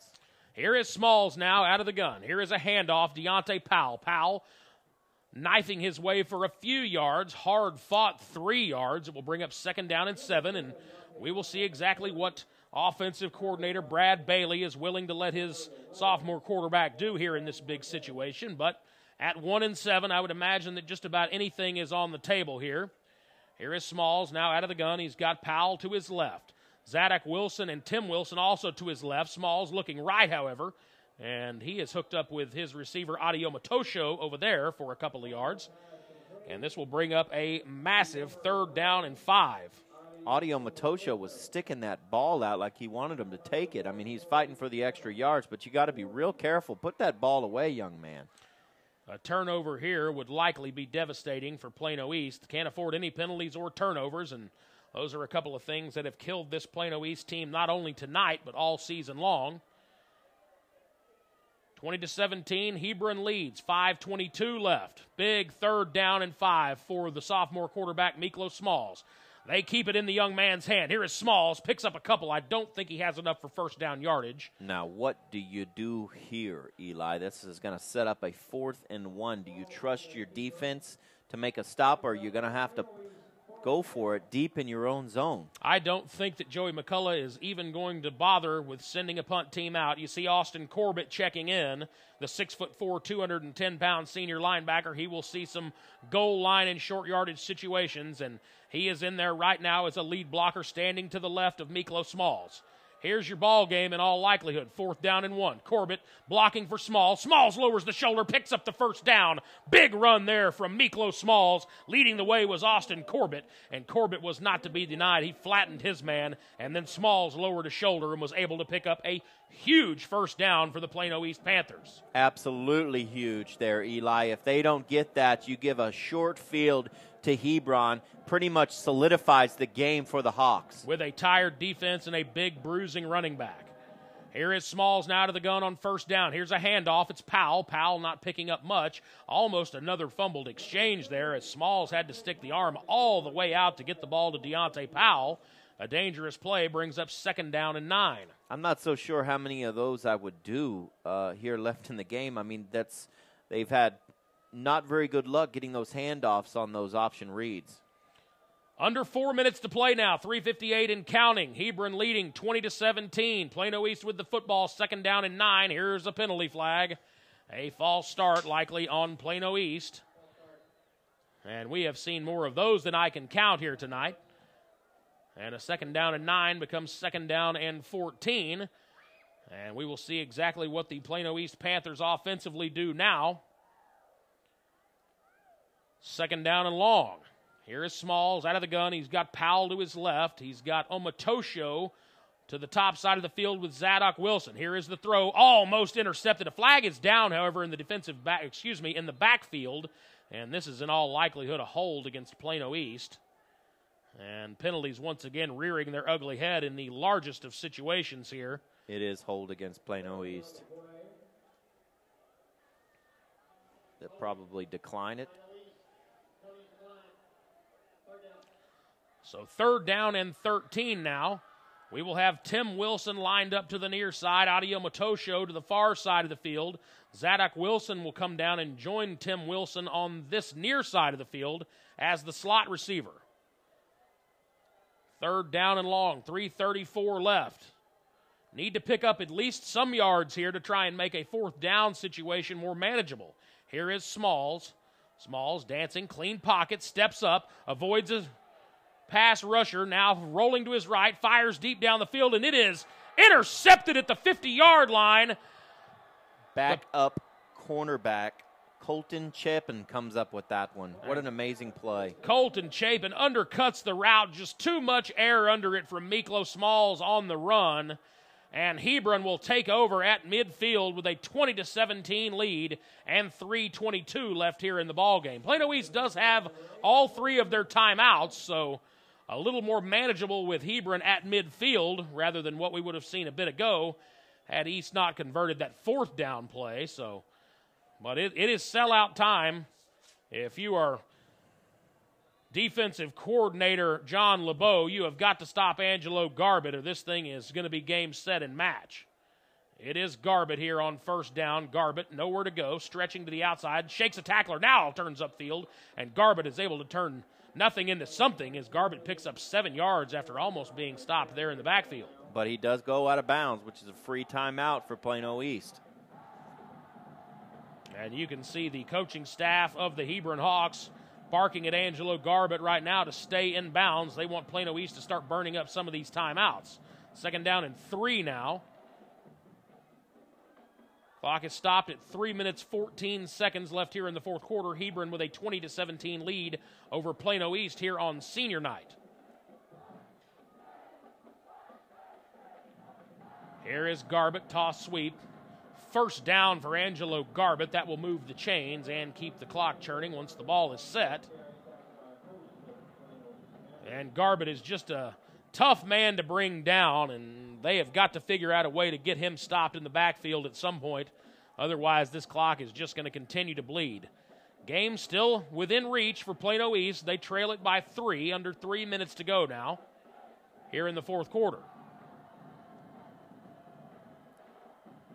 I think what Coach McCullough is trying to see is if they can get a big stop here on 1st down and then call one of those 3 timeouts.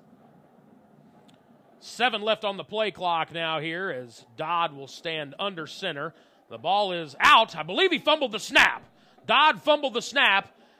Garbett fell on it, though. Wow, a big chance there for Plano East as Richard Dodd was unable to come away with the snap, but a big down there, though, however, as that brings up 2nd and long and a timeout from Plano East with 2:29 left here in the fourth quarter. Hebron leading 20-17. We'll be back in one moment. You're listening to the Roden Boss Flooring America and Appliances presentation of Plano East Panthers football on SportsSoundsRadio.com. There's a time and a place for everything. As you'll see, projections for the next quarter are... He shoots, he scores! 2 points for team middle management. The office is not one of them. Jack, can I see you in my office? No pouting, it's your ball. Let's see what you got. But Whirly Ball is. For corporate events, team building, and private parties, Whirly Ball in Hearst and Plano is electric fun. Test your skills on the arcade games. Zip around in your Whirly Bug for a Whirly Ball competition. Or play the most affordable laser tag in the city. Learn more at whirlyball.info. Point of Origin Design is your one-stop shop for all your apparel, promotional, event, or team uniform needs. Point of Origin Design is a full-service design and logo creation company that offers a wide variety of imprintable and embroidered products. With competitive pricing and quality work, you can't go wrong with Point of Origin Design. It's always best to start at the right point, so visit them online at pointoforigindesign.com. Let them help you plan your next promotional item or design your next t-shirt. That's online at pointoforigindesign.com. And we are back now here. 2:29 left here in the fourth quarter. Hebron leading 20-17. And out of the timeout, it is a toss to Angelo Garbett. Garbett is stretched out to the near sideline, unable to pick up any yardage, and that will bring up a 3rd down and 10 now. A huge play for Plano East, and Plano East burns one of its 2 final timeouts here. And we'll keep it right here as Plano East looking to stop Hebron, and obviously the ball game all hinges on this next play, a 3rd down and 10. We'll see if the Hebron Hawks elect to try and put it in the air or if they keep it on the ground to kill some more clock. But I would not be shocked to see Hebron go for it on 4th down as well. So, if nothing else, just to take some time off the clock. Correct. 3rd down and 10 here. You'll likely see them, if they do not pick up this 3rd down and 10, they will likely go for it on 4th down, just like you said, to kill some more clock. And even if they don't convert the 4th down, that would leave Plano East, some 70 or so yards to go and about a minute and 10 seconds to do it. That's if they do not convert. It is a 3rd down and 10 now. Angelo Garbett, the big running back for the Hebron Hawks, back into the backfield, standing to the left of his sophomore quarterback, Richard Dodd. Here is Dodd. It's a jet sweep now around the end and into the open field. 1st down, plenty of yardage for a 1st down is Christian Dawson, and what a great play call that was from that Hebron Hawks offensive coaching staff. And that will just about do it now with 2:15 left on the clock. That will move the chains, and Plano East with just 1 timeout remaining. They are really behind the 8 ball now. Yeah, that pretty much solidifies the win for Plano, or for Hebron. And, Coach McCullough has that timeout in his pocket, but it doesn't look like he's going to call it. Really not much you can do here. 40-second play clock. There's under 2 minutes left on the game clock. The clock is moving. 12 seconds left on the play clock right now. 1:45 left on the game clock. So 3 timeouts for Hebron. They will spend all of the play clock here and then call one of their timeouts. That's exactly what we see now, as Hebron has used their first of 3 timeouts with 1:36 left on the clock here. And so just a couple of kneel downs, and that should just about do it. Plano East, unfortunately, battled hard here tonight. Just could not come away with the bounces whenever they needed it. Again, too many mistakes and a couple of plays inside the red zone that they really needed to make. And if they come away with those, then they're likely coming away with a win here tonight. But as it stands, Hebron leads it by a score of 20-17 with 1:36 left. And stick around for the post-game show. We will get you all the statistics from this game. We'll wrap it up. We'll also get you scores from around the area. So be here for that here in just about a minute and a half, as Hebron looks as if they are going to get away with their 2nd win of the season here tonight. Plano East will drop yet another game and fall to 1-8 on the season, while Hebron will move to 2-7. That's assuming that this last 136 goes off without a hitch, and the way these two teams' seasons have gone, that's anything but a certainty. Hebron now back out onto the field. Dodd will take the snap from under center in all likelihood here. And here is Dodd with Garbutt to his right. Here is the snap, and Dodd will now run to his left, inside the 20, down at the 10. So Brian Brazel not content with just taking a knee here. That is close to first down yardage. And Plano East burns their final timeout. So with exactly 90 seconds left here on our clock, we'll take a quick break. When we come back, we'll bring you the rest. You're listening to the Rodenbaugh's Flooring America and Appliances presentation of Plano ISD football on SportsSoundsRadio.com. Rodenbaugh's, located at 102 West Main Street in Allen, has all of your appliance and floor covering needs. Rodenbaugh's offers expert sales and installation on carpet, wood, ceramic, marble, and vinyl flooring. The appliance showroom displays state-of-the-art name-brand home appliances. As always, Rodenbaugh's backs up their knowledgeable sales with factory-trained service technicians. Rodenbaugh's, Allen's oldest business, family-owned and operated since 1962. Are you tired of only spending time as a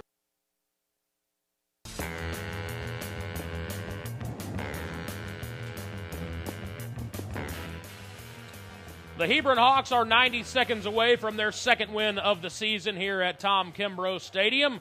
Plano East sitting at 17 points. Would need a miracle here with a minute 30 left to get away with a win, and we will see now exactly what Brian Brazel has in store as Dodd takes the snap and rolls to his left and just slides down at the 13-yard line. No way for Plano East to stop the clock now, and once the play clock starts, that will start eating up some of that game clock, and in all likelihood, just one more kneel down for for Hebron here, and that will be our ball game. 3rd down and 5. Nothing the Panthers can do to stop the clock at this point. They are out of timeouts. Hebron leads at 20-17. We're now under a minute to play. Just one more kneel down, and that will be our ball game. So barring some kind of ridiculous craziness here, our final score will be 20-17 Hebron. And we will have the post-game show for you here momentarily after this final kneel down. It looks like Brian Brazel will take his final timeout here with 1 second left on the play clock and 36 seconds left on the game clock. And we'll keep it right here for the time being, as just trying to get this thing over with here on this Halloween night. And Rick, a hard-fought battle here tonight for, Plano East. But again, there's some very, very critical mistakes in big situations. And these are the kinds of things that you just can't do if you expect to come away with a win. And this is 2 weeks in a row now we've seen Plano East have a real chance to get a win and just were unable to come up with a W. You may be able to get away with this in junior high football, turnovers and penalties, but in high school 6A football, I don't care if the team you're playing is 1-7 or 7-1. You're going to lose the games when you lose the turnover battle and you lose the penalty battle most of the time. There may be that rare occasion where you're able to overcome it, but most of the time you're not going to be able to overcome it. Richard Dodd takes a knee for one final time. He is getting some congratulations from his teammates. And that will do it now. 15 seconds left on the game clock. The teams are coagulating there at midfield, getting ready to head across and shake each other's hands. Under 10 now to play. As Hebron will get away with their second win of the season here at Tom Kimbrough Stadium. Our final score, 20-17, Hebron wins it. We will come back here in just a moment with the post-game show. We'll get you caught up on all the statistics. We'll talk about this one.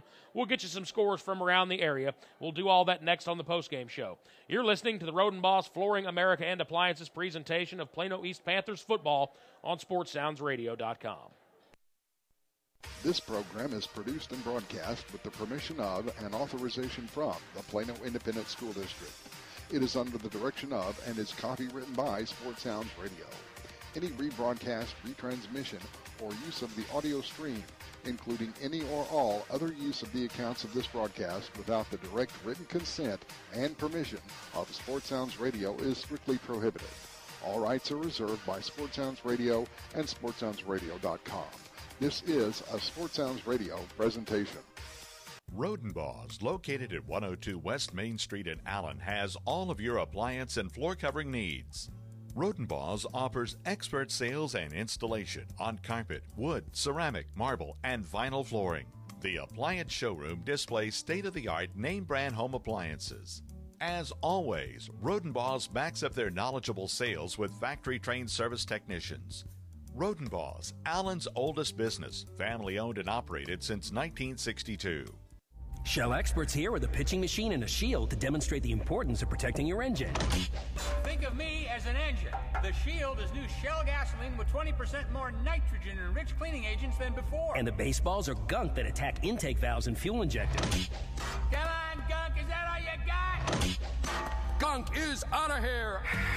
New Shell nitrogen-enriched gasolines. No other gasoline protects your engine better. For quality auto service and repair, see the folks at Flat Shell on Preston Road at I-635.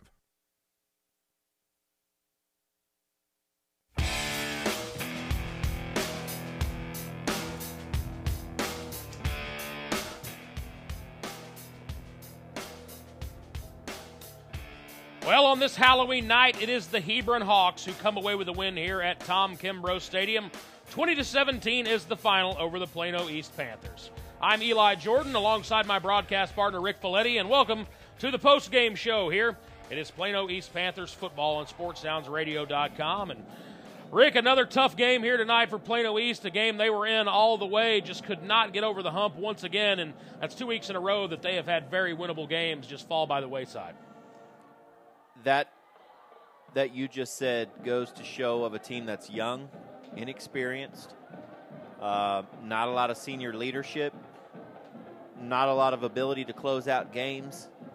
But there is something that you can build on. You know, it's not like they're getting pushed up and down the field all night long. It's not like they're not able to put the ball into the end zone. What's happening is that they're killing themselves on these long drives. You know, you drive down the field on a 6 to 8 minute drive, you get inside your 5-yard line and you fumble. You know, you get Hebron that drives down the field from about the 5-yard line, and they drive down to the 35-yard line. You stop them on 4th down, you get a defensive holding, give them a new set of downs, and they score a touchdown on the very next play. So if they're able to lock up some of these penalties, if they're able to stop the bleeding, if you will, to create opportunities for their team rather than creating opportunities for Hebron, then you're going to see a team next year who's going to be good. I really, to be honest with you, with the talent that I see on this team, I see a team that could be fighting for the 4th or 5th spot in the division. Do you agree for next year? I don't think there's any question. I mean, they returned so many starters offensively and defensively, to be quite honest. I mean, you've got guys like Anthony Hines, who arguably is your best defensive player as just a sophomore, or your maybe not your best because he doesn't have the experience, but certainly physically the most gifted as a sophomore.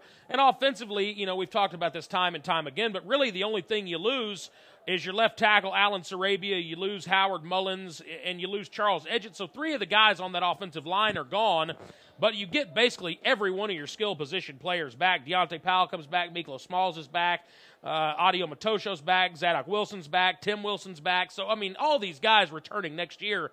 You've got to think that another offseason of the weight room and spring practices and 7-on-7 drills will really, really pay off for this team, especially offensively. So, you know, I mean, obviously guys like Austin Corbett and Landis Durham are really going to hurt when they leave to play at the next level. But there's a lot to look forward to from this team. And we saw that tonight, a team that really, really came out and they battled hard, they fought hard. They just made a couple of critical errors. And you said this before, this isn't junior varsity football. This isn't junior high football. This is the cream of the crop, the best of the best, Division 6A, District 6A. You've got teams like Allen, Plano West. I mean, it's arguably the most talent-laden district in the entire state, if not the entire country. I mean, you've got guys like Sosa Jamabo that's going to play at the next level. You've got Kyler Murray, who's, you know, arguably one of the best players in the entire country. He's going to play at the next level. You just simply can't make those kinds of mistakes and expect to come away with a win. Yes, Hebron was 1-7 coming into this game, but they've got a lot of talent. Angelo Garbett going to play at Oregon State as a linebacker. He was tough to deal with tonight for a young defense.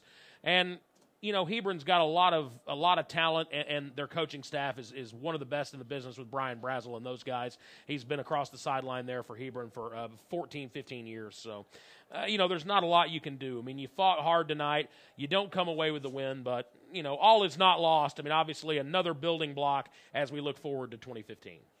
Absolutely. You know, one of the things that you said stuck out with me about this being one of the toughest districts in maybe the country.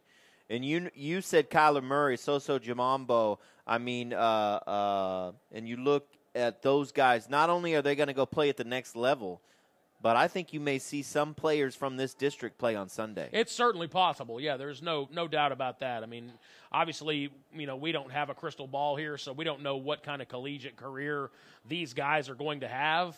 But, I mean, they have the talent to play on Sunday, though. If they're able to stay healthy, if they're able to build on the talent that they have now, that raw talent, work hard, study, get in the weight room, get in the film room, watch some film, become a better overall player. I mean, the point is that football in this area is homegrown. It starts from Pee-wee. These guys have been playing football already for 10 years.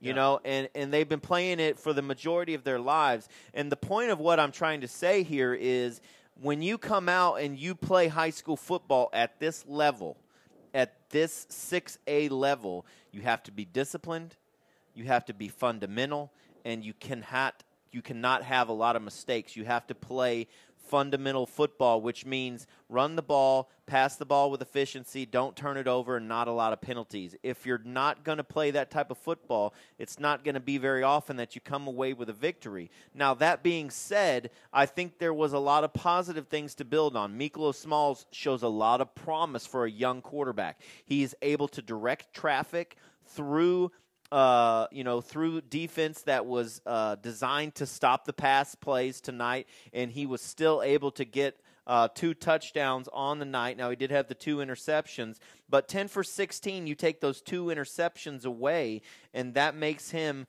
over 68% pass completion. That's pretty good for a sophomore. Yeah, no question. I mean, very, very efficient.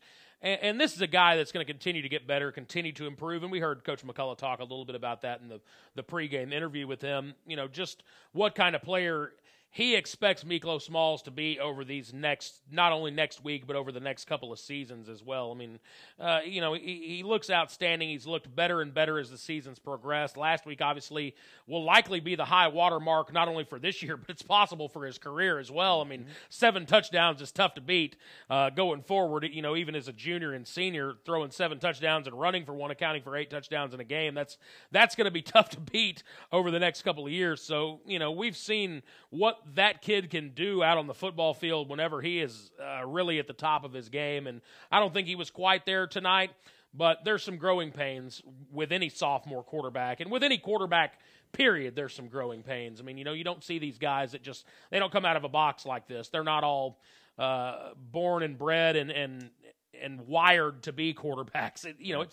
It takes some work, especially at this level. So go ahead and get us updated on the rest of our statistics while we've got you here, and then we'll take a break. We'll come back and get you some scores from around the area, and we'll wrap this thing up. Absolutely. Okay, so total yardage on the night, pretty even. 280 total yards for Plano East, Hebron 247. First downs, 15 for Hebron, 18 for Plano East. Now, here's where it gets a little bit lopsided. The rushing yards, 45 rushing attempts for 222 yards. And Angelo Garbett, 28 attempts for 179 yards. 6.39 yards per carry with the 3 TDs. That's what really got Plano East tonight. You know, he accounts for 21 points tonight on the ground. And then also for Plano East, Miklo Smalls, 22 attempts for 77 yards, only 3.5 yards per carry. So 38 total rushing attempts for 158 yards. That's under 4 yards a carry. Not terrible. They picked it up a little bit in the second half, but just not really what you're looking for on the ground. Now, one thing that you can say about Plano East is they did limit the pass completions 4 for 6 for 25 yards, but really Hebron's not much of a passing team. Miklo Smalls, 10 for 16, 130 yards, 2 touchdowns, and those 2 interceptions were huge tonight. The 1 interception coming on the last offensive play of the game for Plano East. So all in all, and then Audio Motosho, 4 receptions, 65 yards for 16 yards per catch and 1 touchdown. So all in all, not a terrible night offensively for Plano East. They did reach above their average for offensive production for the night.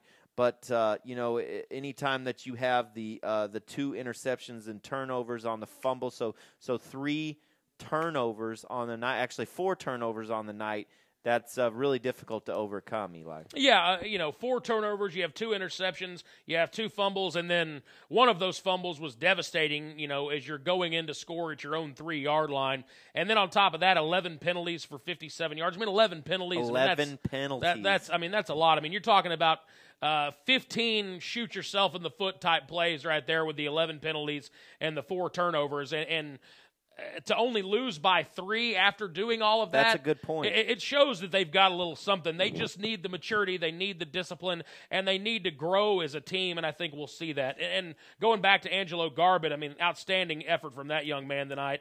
49 plays total for Hebron. 28 of those go to Andrew Garbett on the ground. You're just not going to win a ball game whenever he is grinding the clock out on you like that, and that's exactly what we saw, almost 7 yards per carry from him. That's really interesting. I want to expand on what you said there. 11 penalties, 4 turnovers. That's 15 negative plays for your offense. That is huge. Not only they lost by 3 points. Just give one of those back. One of those, that 5-yard or that fumble inside of the 5-yard line, and you win this ball game. And that's a huge turn in momentum too. When you fumble going in like that, that just breathes so much life into that opposing sideline. When they say, "All right, we really dodged a bullet there. Now we know we're in for a dogfight. We need to put our foot on the gas." And that's exactly what you saw on that next possession from Hebron. Once they got that turnover, they said, "Okay, well, we're going to have to score some points here to win this game." And they end up scoring 20, and that's enough to win here tonight. We'll take a quick break. When we come back on the post-game show, we'll get you updated on the scores from around the area and wrap this thing up for you. It's a 20-17 final. The Hebron Hawks defeat the Plano East Panthers. Located at 102 West Main Street in Allen has all of your appliance and floor covering needs. Rodenbaugh's offers expert sales and installation on carpet, wood, ceramic, marble, and vinyl flooring. The appliance showroom displays state-of-the-art name-brand home appliances. As always, Rodenbaugh's backs up their knowledgeable sales with factory-trained service technicians. Rodenbaugh's, Allen's oldest business, family-owned and operated since 1962.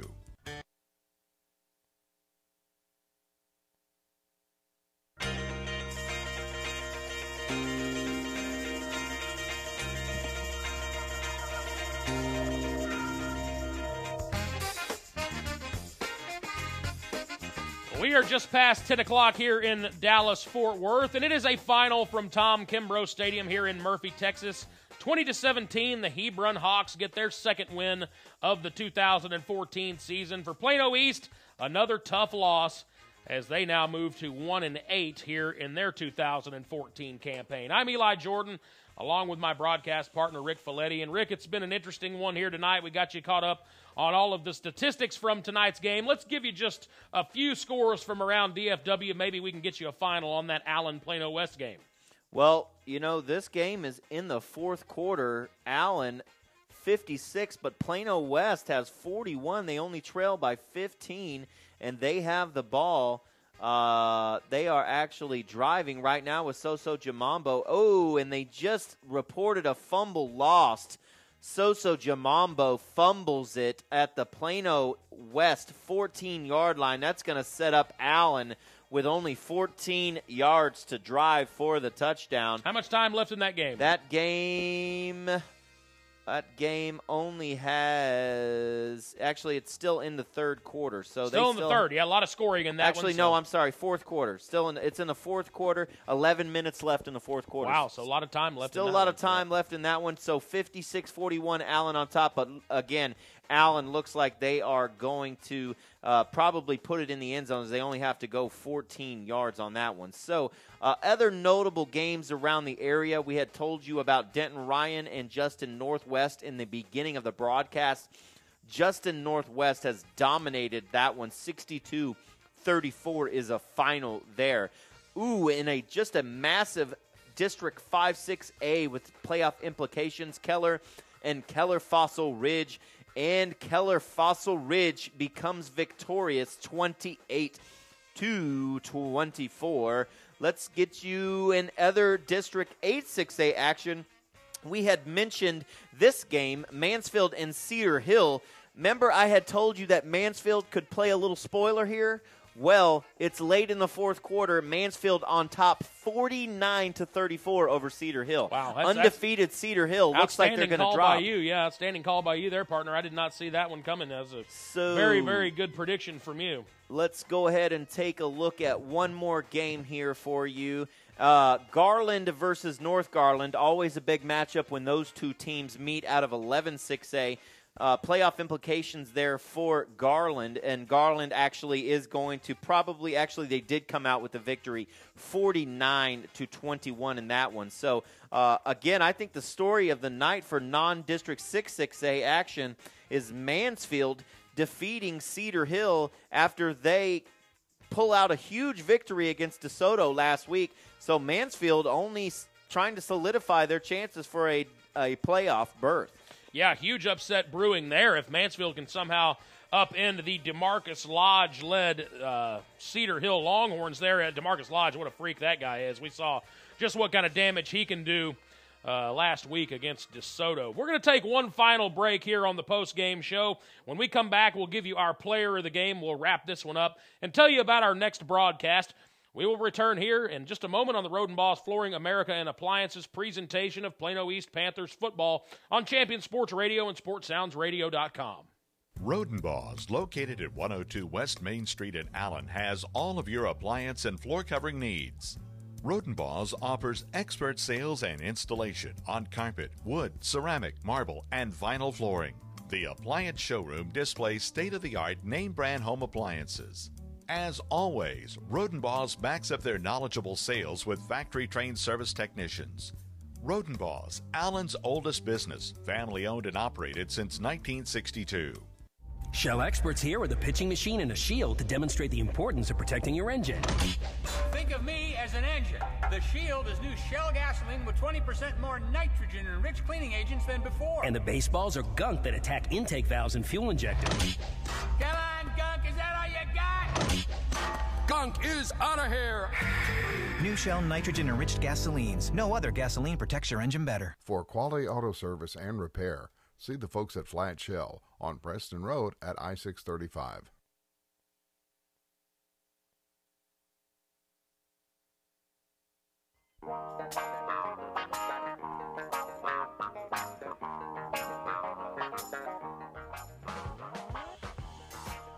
You are listening to the Plano East Panthers post-game show, live here from Tom Kimbrough Stadium. I'm Eli Jordan, along with my broadcast partner. Going to say that one final time tonight, my man Rick Folletti. And Rick, it's been a fun game to watch here tonight. Unfortunately, Plano East one more time on the short end of the stick, but they battled hard. And, you know, this is a team, and we've said it time and time again, with a lot of youth, and they will continue to learn. And eventually, as they grow and gel as a team, the wins will come, and these games that were close that they come out on the losing end of will become victories. Absolutely. I mean, you gotta hope that moving forward, like you said, these close games will turn their way next year, and I do believe that with a Coach McCullough, Joey McCullough-led team, I mean, the McCulloughs have a deep history here in the Plano Independent School District area. Coach McCullough graduating from Plano East. He's not going anywhere. I think that he's solidified himself here as a coach. The principal came on the air earlier in the season and did a broadcast with us and had said how much Coach McCullough means to this school. They've gone through 3 previous coaches in 3 years before Coach McCullough, so now they bring him in and they have a chance to actually get some history built up again in this program, which will be important to the school and the spirit of the school moving forward. So, like you said, these close games, these penalties, these turnovers will get locked up. I mean, will there be penalties? Will there be turnovers moving forward? Absolutely. There's just no way to prevent them, all of them. It's unavoidable at this level. I mean, you're playing against top-notch talent, so the penalties and the turnovers, I mean, these are things that are going to happen. This team just needs to learn how to overcome those whenever they do make those mistakes, and they will happen, but hopefully less frequently as they continue to age and mature as a ball club. Absolutely, and I'm excited to see next week's game. Allen is a very impressive team to watch.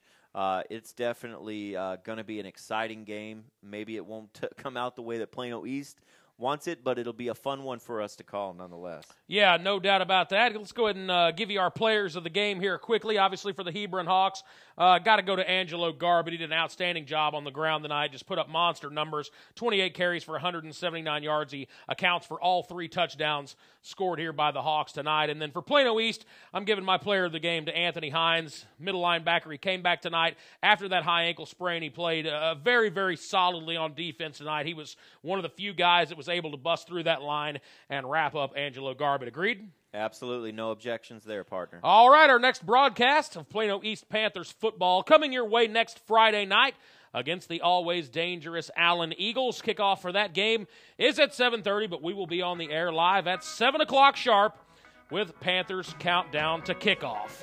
As we head off the air here tonight, I want to take just a minute to thank our sponsors, Rodenbaugh's Flooring America and Appliances on Main Street in downtown Allen, serving the folks of Collin County for more than 50 years. Buford Roofing and Construction. When you use Buford Roofing and Construction, you can consider yourself protected, and customer satisfaction is always guaranteed. By Flat Shell Auto Service and Repair Center on Preston Road at I-635. Plano ISD Football is a presentation of SportsSoundsRadio.com. For my broadcast partner, Rick Folletti, I'm Eli Jordan. This has been a production of Champion Sports Radio in conjunction with SportsSoundsRadio.com. Your final score here tonight, 20-17, the Hebron Hawks beat the Plano East Panthers. Until next time, take care and good night from Kimbrough Stadium in Murphy, Texas.